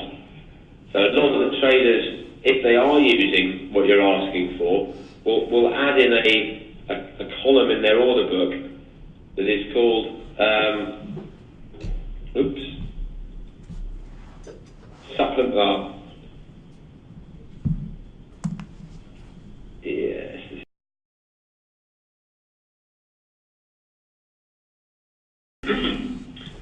Okay, this session is only going to last an hour 45 minutes. So I think what we'll do now is probably just do a little bit of navigation around the rest of, obviously 90% of what you're doing on a day-to-day basis is based around those ladders and order entry.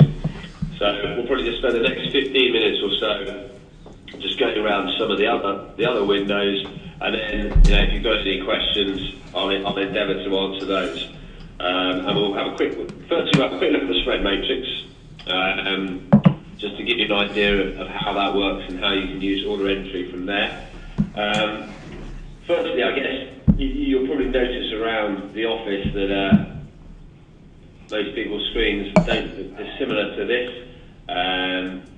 Let's see, if I've got a window like this, another ladder like this, and if I save that as default, adding that one like this, they'll probably be even smaller than this. They're just building up a profile of all the different spreads, so deck March, June, set deck, etc. Well, the matrix is almost a sort of replica of that, but in a small version. So if we go to the matrix, we go to view, select our products, and we'll add in the arrival ones we've been looking at. Instead of adding in spreads, you're adding in outrights, and the Stellar matrix will build itself a matrix based on what you're already looking at. So we click OK. I've selected the first 8 Euribor contracts, and what happens there is Stellar's now built effectively the same as these, the way you've been building multiple ladders to show that representatively in a window such as this. So let's make this a little larger so you can see it a little easier. I'll go to, as usual, customize the view. Let's up it to about 10. It's probably be enough. And what this is giving is it's a representation of pretty well. Let me, once I fiddle around with it a little bit.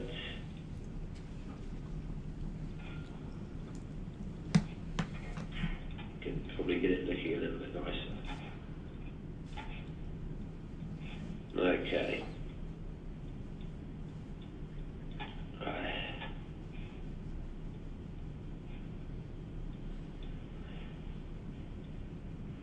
Okay, so what you see here,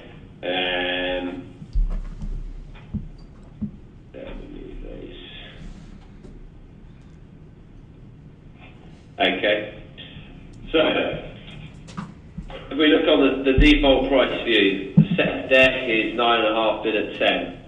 We go across set here, and down deck, 9.5 bid at 10. The deck March, 9, 9.5, 9, 9.5. So basically now you're seeing, without depth, what's going on in the market.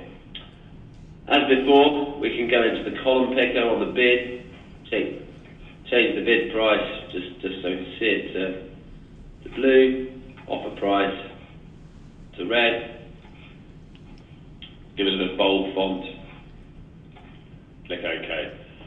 So now we can see the bid and the offer, the volume on the bid here, the volume on the offer there, but we can't see any depth. We've got the last traded price next to it as well here, and the last traded volume. Now what this is giving you, as I say, just at a glance, you can see the best bids and offers across the market at any given time. You can also, down the left here, see your position in any given contract. So the set, you're 8 long, deck, you're 8 long, March, we're short 16, in June we're long 3. I'll tally up with our risk window here, which we haven't had a look at yet, but we should see 8, 5, 16 and 3 in the Euribor contract. Now, as with the ladder and the grid view, we can trade from this. 9 bid at 10 here in the set deck. Let's get the ladder up as well. Here, so let's see how it all fits together. If I single click on that 9 bid, it's highlighted here. It's highlighted, shows there that I'm 5 lots bid, and on the ladder it shows exactly the same. If I right click it, deletes it, put it in again, right click from the ladder, deletes it, put it in from the ladder, it appears in there as well. Now, some people will trade from this matrix, some people just use it as representation to see where the markets are and what's trading. If you don't have if your ladders are all closed, I'm going to close those ladders. If I were to be looking at the 9.5, 10 in the set deck spread, I want to get a ladder up quickly from this. I can double right click on the last, and it will bring up the ladder for me straight away. If I would do the March, June, brings up that ladder, June set, etc. It's bringing up ladder after ladder after ladder. Now, one thing you might find that people are doing in Stellar is they've got their matrix here. They bring up the ladder. We have it there, for example. Let's make it a little bit bigger. We go View, Floater. And this ladder now has a little purple border around it. So this means that if I now were to bring up another ladder, instead of bringing up a separate ladder, it will bring the prices into the ladder we already have as a floater. So if I double right click now, it just fills in double right click here, fills in those prices. Double right click here, the same. If I go to the outrights across the top, I double right click on the 99, 59.5, it'll go in as well. So you can use the two together. You know, you've got the ability to see all the prices and how their relationship. You can bring up a ladder from it. You can still trade, put bids and offers in. Also, still use the ticket with the middle click. Brings up a ticket.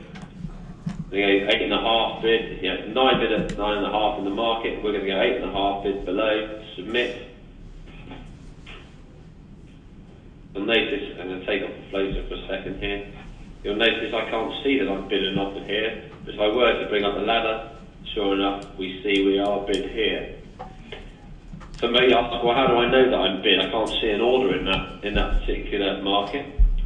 Go to view, customize this view, highlights, own orders. Own orders show in yellow, but we're not at the best price, so we're not going to show a yellow order here. So orders not at best, as in below the market. Well, let's go, let's have a little border, green border, click OK, OK, and now there's a green border here. We know that we've got a price, something somewhere in there, but we can't see it. So if we got rid of that ladder, we start putting in some orders here, below the market, submit, put one in here, oops, one in here above the market, submit. At a glance, I can see that I've got one bid here that's at the best price, and I've got 3 other orders that are away from the market. So I'm looking at that and I go, hang on a sec, where am I bid? What am I doing in the deck June? Double right click, there we go, you can see. Move it up, trade, the position's changed. So it's very user friendly, very easy to see what you're doing. Go and delete that order. I want to delete this one. Okay, delete. I'm deleting those from the ladder. But of course, you've got some orders in here as well, and some that are not at best. You can also just go into the order book. And a simple in the order book, you can right click on an order and it will just delete it. That's a hard coded Stellar shortcut. So in the order book, yeah, just right click an order and it will delete. But with this spread matrix, and we can see all the prices here. Every time there's an update, it's flashing. We can also, one of the customized views that a lot of people will use, take off the updates because they can get pretty tedious. Take off all the updates. But I'm going to have some highlighted colours to show paper and implied pricing. So I don't know how much you've got into paper and implied. It's probably not my area. It's for the guys doing the training for you. But suffice to say, this is a way of showing the relationship between what's in the market, what's implied from another spread, what's implied from a paper price, etc., etc. Where you see no background, this is a see here, the 17.5 offer for 32 lots. That is, someone has genuinely got a 17.5 offer in that spread. Here, we've got a 17 bid, but it's got a different colour in the background. This means it's made up of someone who's definitely 17 bid, i.e. paper, in that spread, but some of the other volume is made up of the combination of the DEC and the June contracts and or other spreads. So the volume that you see here of 201 is made up of paper pricing and implied pricing. Turn on in your mouse buttons, go to View, Configure Mouse Buttons, you'll find in here, Hopper Price Info Spread Matrix, Standard. Click OK. Now, we find that the 8 bid here, for example, if I hover over it, it's saying there's 106,000 lots on the bid, of which nearly all of it's paper, but some is implied. If I go over to the green one here, there's 8 lots on the bid, 23 lots now on the bid. It's all implied. There's no paper. No one is actually 5.5 bid in this spread. It's made up from the other, the relationship between the other contracts. So there, the spread matrix is giving you a sort of overview of all the spreads that you might be looking at any given time. And OSTC as a company has certainly started looking at the spread matrix more. Some of the offices have never used it, other offices have used it a lot. But from my understanding is that going forward, you guys will be using this a little bit more. But I won't dwell on that too much because I think it's if you're going to be starting off with trading ladders, the use of this will come in time. What we'll look at quickly though is the price ticker. So in our stellar price, we've done the price view, the ladder, the matrix. The price ticker is a time and sales. So we do file new price ticker, get a price ticker window up. I can go to view, select products, and we're going to add in the products we want to be viewing. So in this case, let's get all the outrights in the Euribor and all the outrights and strategies in the Eurodollar. Click OK. And now every single trade that happens in those markets will start feeding in through here. The red colouring in the background is one that's been instigated by a sell. The blues have been instigated by a buy. Now, if you were to filter doing what we're doing here, you're going to get a hell of a lot of trades. And most of these, like 1 lots, 2 lots, etc., etc. You might only care about seeing volume that is of a certain size. So you just quite simply go to view, filters, say I only want to see anything 100 lots or more, and click OK. Now going forward, it doesn't retro filter, but going forward, the only trades you'll be seeing on this price ticker will be over 100 lots or greater. So now we're seeing very few. Let me bring that down a bit to maybe 55. Click OK. And what I'm going to do now as well is I'd show you that again, you might not want this ticker up on the screen all the time. It's sitting there. It's taking up some valuable real estate. You might only want to see this when some significant volume is traded. So you could go view, customize this view, updates, pop up after update, and OK. So I only want to see this window when something's changed. I minimize it, I carry on with my trading. Next time some volume trades, that window should pop up. But only, not when a 1 lot, not a 2 lot. Only if there's 55 lots or more trade, it pops up. There we go, I know it's just traded 100 lots. I can minimize it again.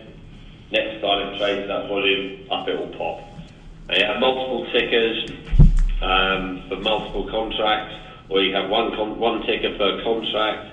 You set them all at different minimum volumes and have them pop up or however you want them to be set.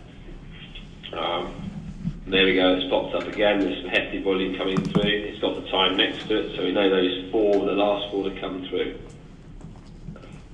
So that's the ticker. We'll now look at just very quickly some of the features of the order book and the completed and the working order book and some fill logs as well, because these are all widely used. If you see that my working order book and my completed order book, the working order book only happens to be a working order book because I've given it that name. I went file, save as, working order book. In real terms, it's exactly the same as the completed order book. I've just changed the name. But the only difference is in the working order book, I've gone view, filters, and under my filters I've said I want this particular order book to show my working orders, my held orders, and these particular order types.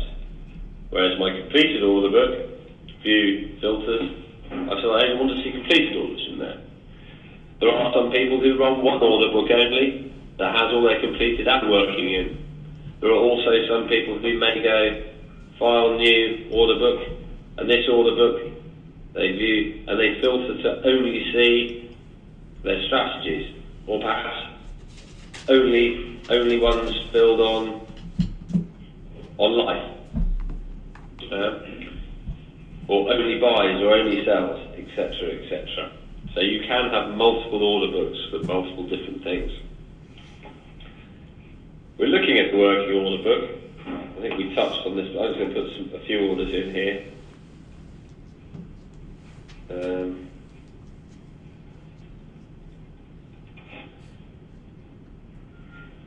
The order book here, there's my working order book.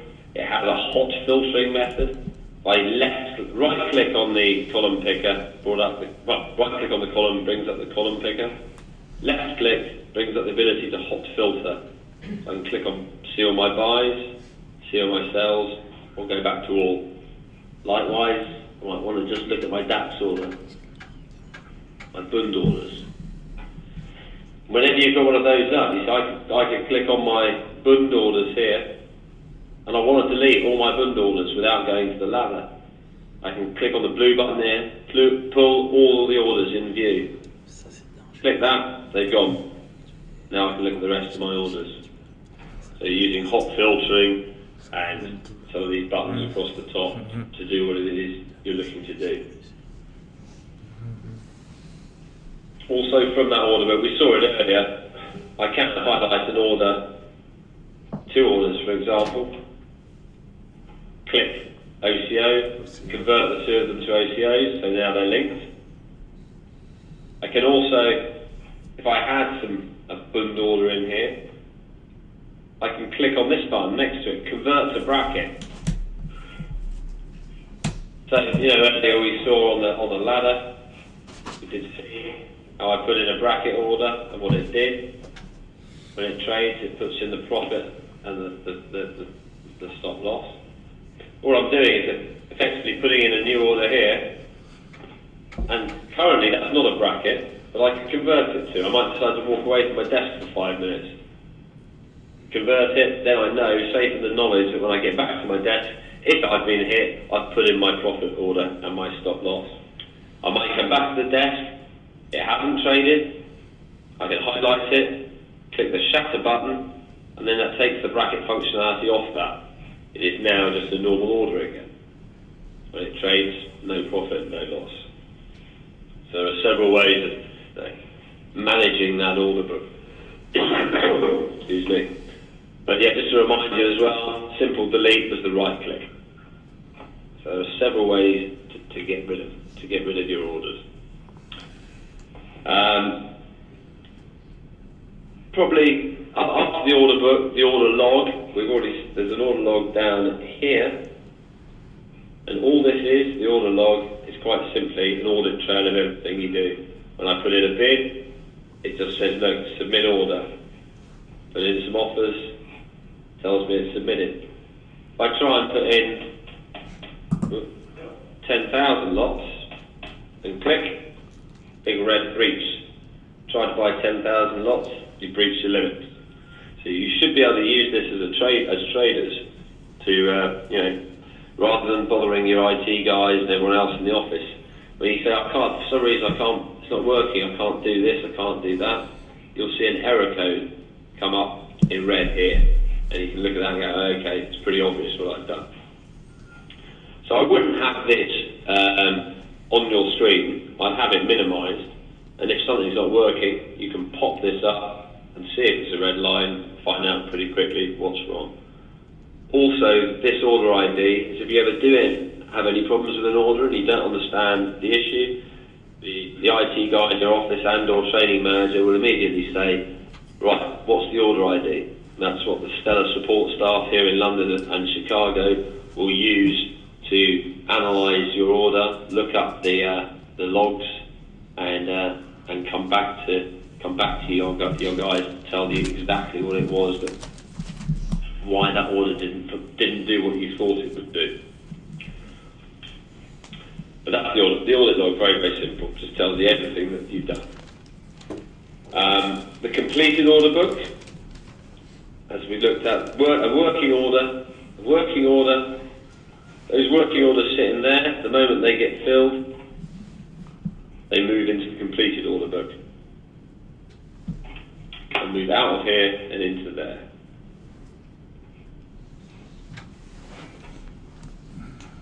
So, see if we can get something moving. It's now not moving at all, very clever. Most of those trades, they will simply move down into that completed order book. Okay. But we were just going to look at the some fill logs as well. It's all well and good seeing orders here and seeing them drop into here, but as you've probably seen in the office, people have possibly hundreds of ladders. Very hard to see what's in here. If this is completely full, with orders from multiple markets, it's quite hard to scroll down here and find out what's happened, or scroll in your completed order book, find out exactly what's happened at any given time. So we have some pop-ups to allow you to see what's happened. Going to file new, fill log, and here's a log. This will basically,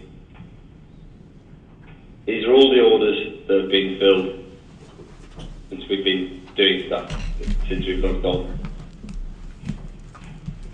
With this one, if I file save as, and we'll call it Pete's Bills, save. This is the only window in Stellar that you can click the X button on and it won't really go away. It's more like a minimize button. If you click an X on any of these other orders, like your ladders or your working order book, that order, it's not deleted, but it's gone from your workspace for that particular time.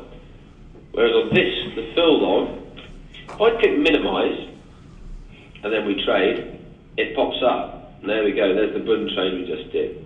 Whilst this up, if I keep trading, more orders come in, I minimize it, I sell, it pops up again. If I click the X button though, that effectively clears out and minimize. So if I click close, it's effectively minimized. When I next trade, it pops up and it's got rid of all that old stuff that I've already previously looked at that's like messing up my order book. And now it's still up there, it's filling. Right, I can see, I've looked at that trade, I've dealt with that one, I've dealt with that one, dealt with that one. Click the X, I'm safe now. And carry on doing what I'm doing. Next time it trades, up it will pop. And that pop-up, serves two purposes. One, it's telling you that something's happened. So have a look and see where you've been filled. And two, it's actually telling you what's happened. So yeah, quality. I'd expect everyone to have a fill log. And there are two types.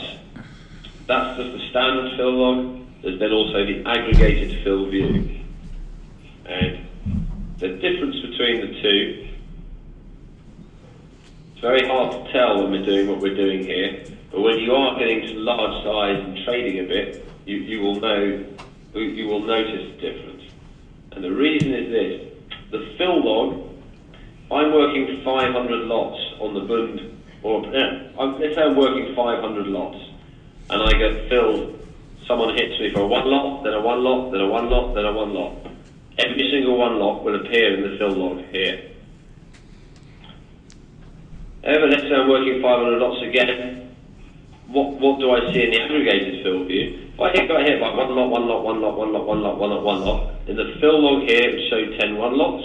In the aggregated fill log, if all those orders have happened, in a second, or in a short period of time, instead of seeing 10 one lots in here, I'll see recent fill volume. It would actually show me 10 lots. But sometimes, if you are working these pro rata contracts, some of the really large traders, they're working a 10,000 lot bid. They could be hit 50, 60, 100 times, and 100 lines worth of information in the fill log really doesn't tell them very much. They want to see what they've done just now. And that's what the aggregated fill view would be used for. So there's your two types of order book. I guess finally, the final two things to have a very brief look at. One is the trades window. The trades, this is the confirmed trades from the exchange. So, just to be clear, there is a subtle difference between your completed order book and your trades book. For example, if we get up the set deck and your eyeball here, minimize this, minimize that. When I put an order in here, there's my working in the set deck, I'm working a spread. If it fills, you see here, we get the fill log, fill logs. And in my completed order book here, you see one line. I got filled at 5 lots in the Euribor set deck. It's my stellar order book telling me I got filled on the spread. The exchange sends us the information of what levels we got filled in that spread.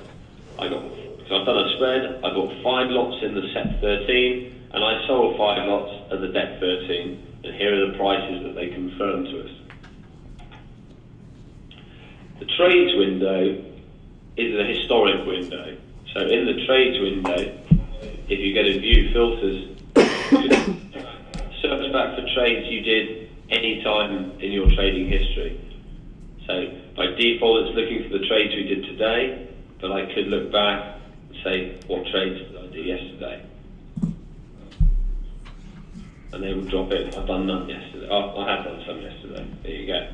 So these are all the trades I did yesterday. You can go back as far as you want, but never search for more than 5 days in one go. So I could go back to, June 13, 6th of June. I probably didn't do anything on that day. Doesn't look like I did. But don't search for more than 5 days in one go, because it will start trying to pull in too much data. It doesn't like it. Again, trades window, not necessarily something that you're going to look at a great deal. Finally, I guess risk. Let's see what a sorry state our risks really is. Pretty awful, really. We look here. By default, it looks like this. You have an account. Mine's called Demo. It's my total position across all my contracts. Yours will invariably should say 0 in there or be completely blank because you're trading spreads. Here's the turnover of contracts I've done today, and here's my rather unfortunate P&L. If I double click on Demo, here's the breakdown of the contracts that make up my 45 lot position. I'm 3 lots long in the DAX, and I'm 42 lots long in the Bund. We start trading some Euribor here. Let's get rid of these now.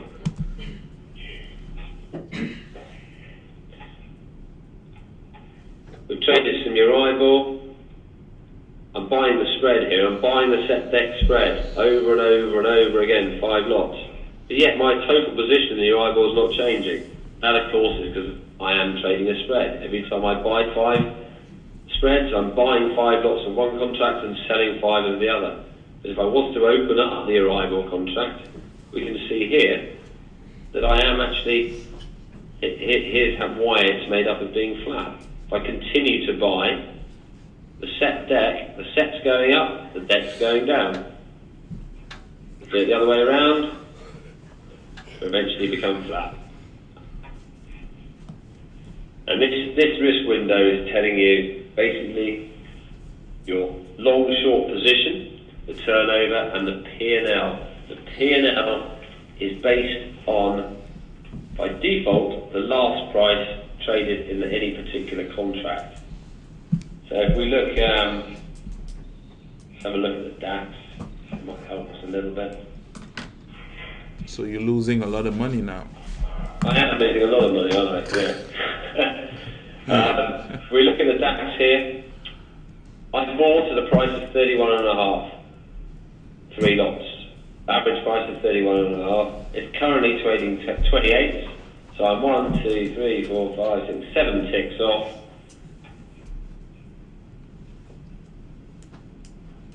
I've lost a lot more than that. That's including trades that I got in and I got out of. So if we were to look at, see what I'll do. Let's clear that out. You see, I have the fortunate position to be able to do this. You obviously can't. Yeah, we never have bad days here. You'll see why in a second.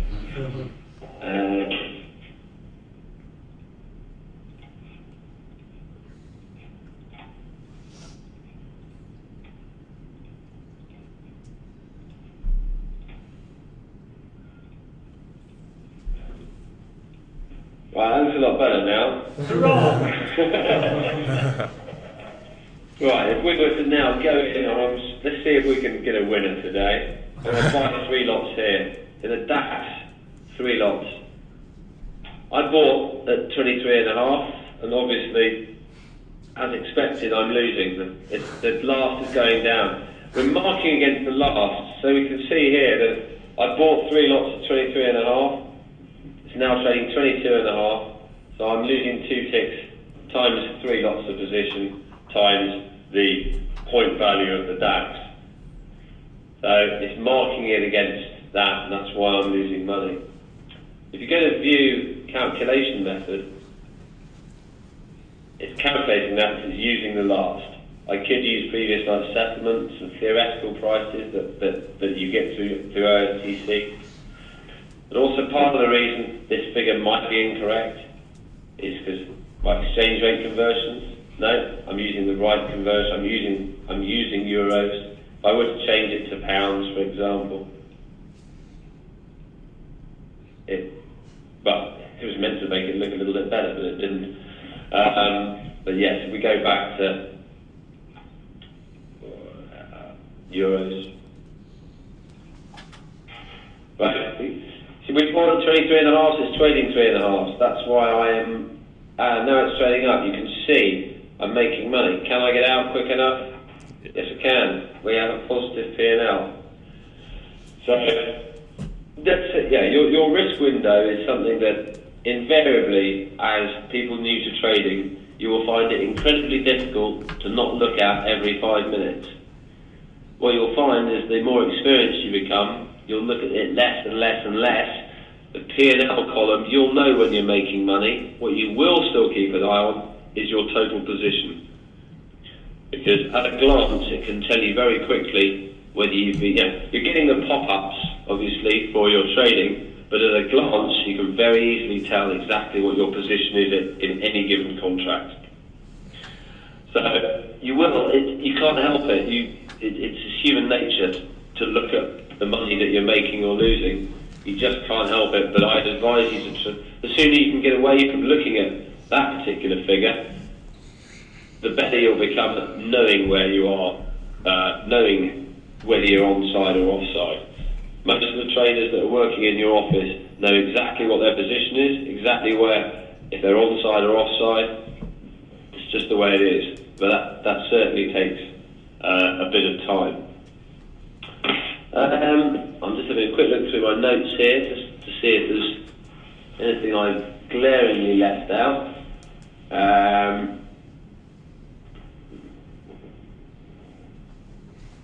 I guess, yes, I probably should quickly tell you about this because it's quite important, especially the exchanges today. If I was to put a bid here and try and sell to myself, okay, we haven't got it set up. Let me set this up first.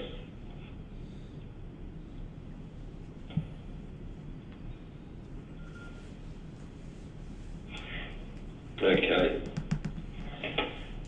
There was a setting in kite, or if I put a bid in here and I try and sell to myself here, well, not sell to myself. If I'm working 8.5 bid 4 lots. I decide to change my mind and sell the 8.5 and click. It fails.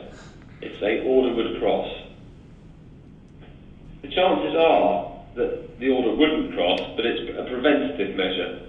It might cross. And if you cross with yourself in the market, it's considered a wash trade by the exchanges, and the exchanges don't like it very much. So when you try and if you're trying to hit the market, it's saying no, you can't. So this is a hard-coded preventative measure to stop you hitting orders that you currently have resting in the market. However, you might genuinely have cause to hit those 8.5s, and you haven't got time to pull that order, then click. You might want to just sell, get me out. So there is a way, not round it, it's deliberately designed. We go to view trading defaults, and we look at your, what is that? We look in here, there's something called anti-cross pull orders, and I tick that box, and that now means if I am working an order in the market, when I click to sell 4 lots, it pulls the bid first and then puts the offer in. So it's doing that job. Previously I was trying to delete that, then sell. This deletes the buy straight away for you and puts your offer in straight away, and you trade. So it's probably worth having that set up, because otherwise if you trade with yourself, you're in trouble. I guess the final thing is, we've been working on this workspace. Once we're happy with it, again, we click on that disk. Any unsaved windows it wants to save, so I'll save that one, replace that, and then always when you log off, it is file exit all. Don't close the windows individually, because when you log on again next time, they won't be there. That's file exit all. Then when you come back in, following day, your workspace has been saved as exactly the same as you left it. And I guess for now, that is it. If anyone's got any questions, then please let me know. If you accidentally close one of the windows, can you show us how you can bring it back? Yeah, of course. If you close one of the ladders, so this is the June 14, set 14, if I accidentally close that... No, not the ladders, like for example the big, the price one. Or I'm sorry, I was going to get to that. Just say, some ladders are obviously, the ladders obviously will come up straight away, and they'll come up how they've previously been saved. But you've got to be careful with that. And this is the reason I started with the ladders, so apologies. If I've got a ladder like this, and we save it, okay, and I've saved that ladder, I then get rid of it, and open it up again, it's gone, it's not how I left it. The reason it's not how I left it is because at some stage I've clearly gone file, save as default. So if I get rid of a ladder, and then open it up again, it's looking to open up the default setting that I previously had. So that's one thing to remember. I know that's not the question you were asking, but just reminded me to let you know that that's the case. If you were to delete a working order book by mistake, click. And you go, right, where's my working order book? Well, there's 2 ways you can do it. There's one, you go to another stellar order window, like this one, click open, and find your working order book here. It will default to where it is, and then you bring it up, and there's your working order book. Alternatively, you can find any of your windows. And this is how the directory works, is under Documents,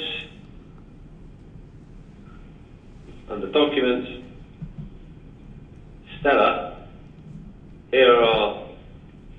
this is all my windows that I have for my workspace 1. We're in workspace 3. These are all the windows that we've been opening over the period of time. You can find any window that you've closed just from that directory. But the easiest way is definitely, if you already have, let's say, get rid of the completed order book, if you already have Stellar order book open, click open, find the one, it'll find the right directory, and we can go to completed, and it'll bring it up.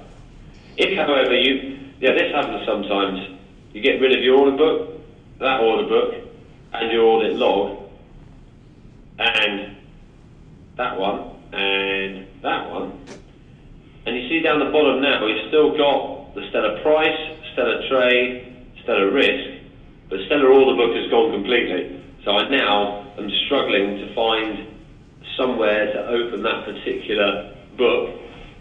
Is I would normally go into here, all programs, Stellar, and here are the applications anyway. There's Stellar order book. Open it, and it'll open all the applications that you had up when you previously saved it.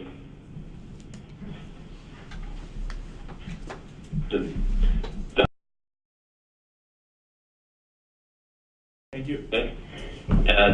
Anyone else?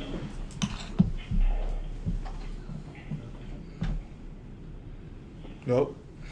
No? Seems everyone's okay. Excellent, excellent. Well, guys, thanks for sitting through 2, maybe 3 hours of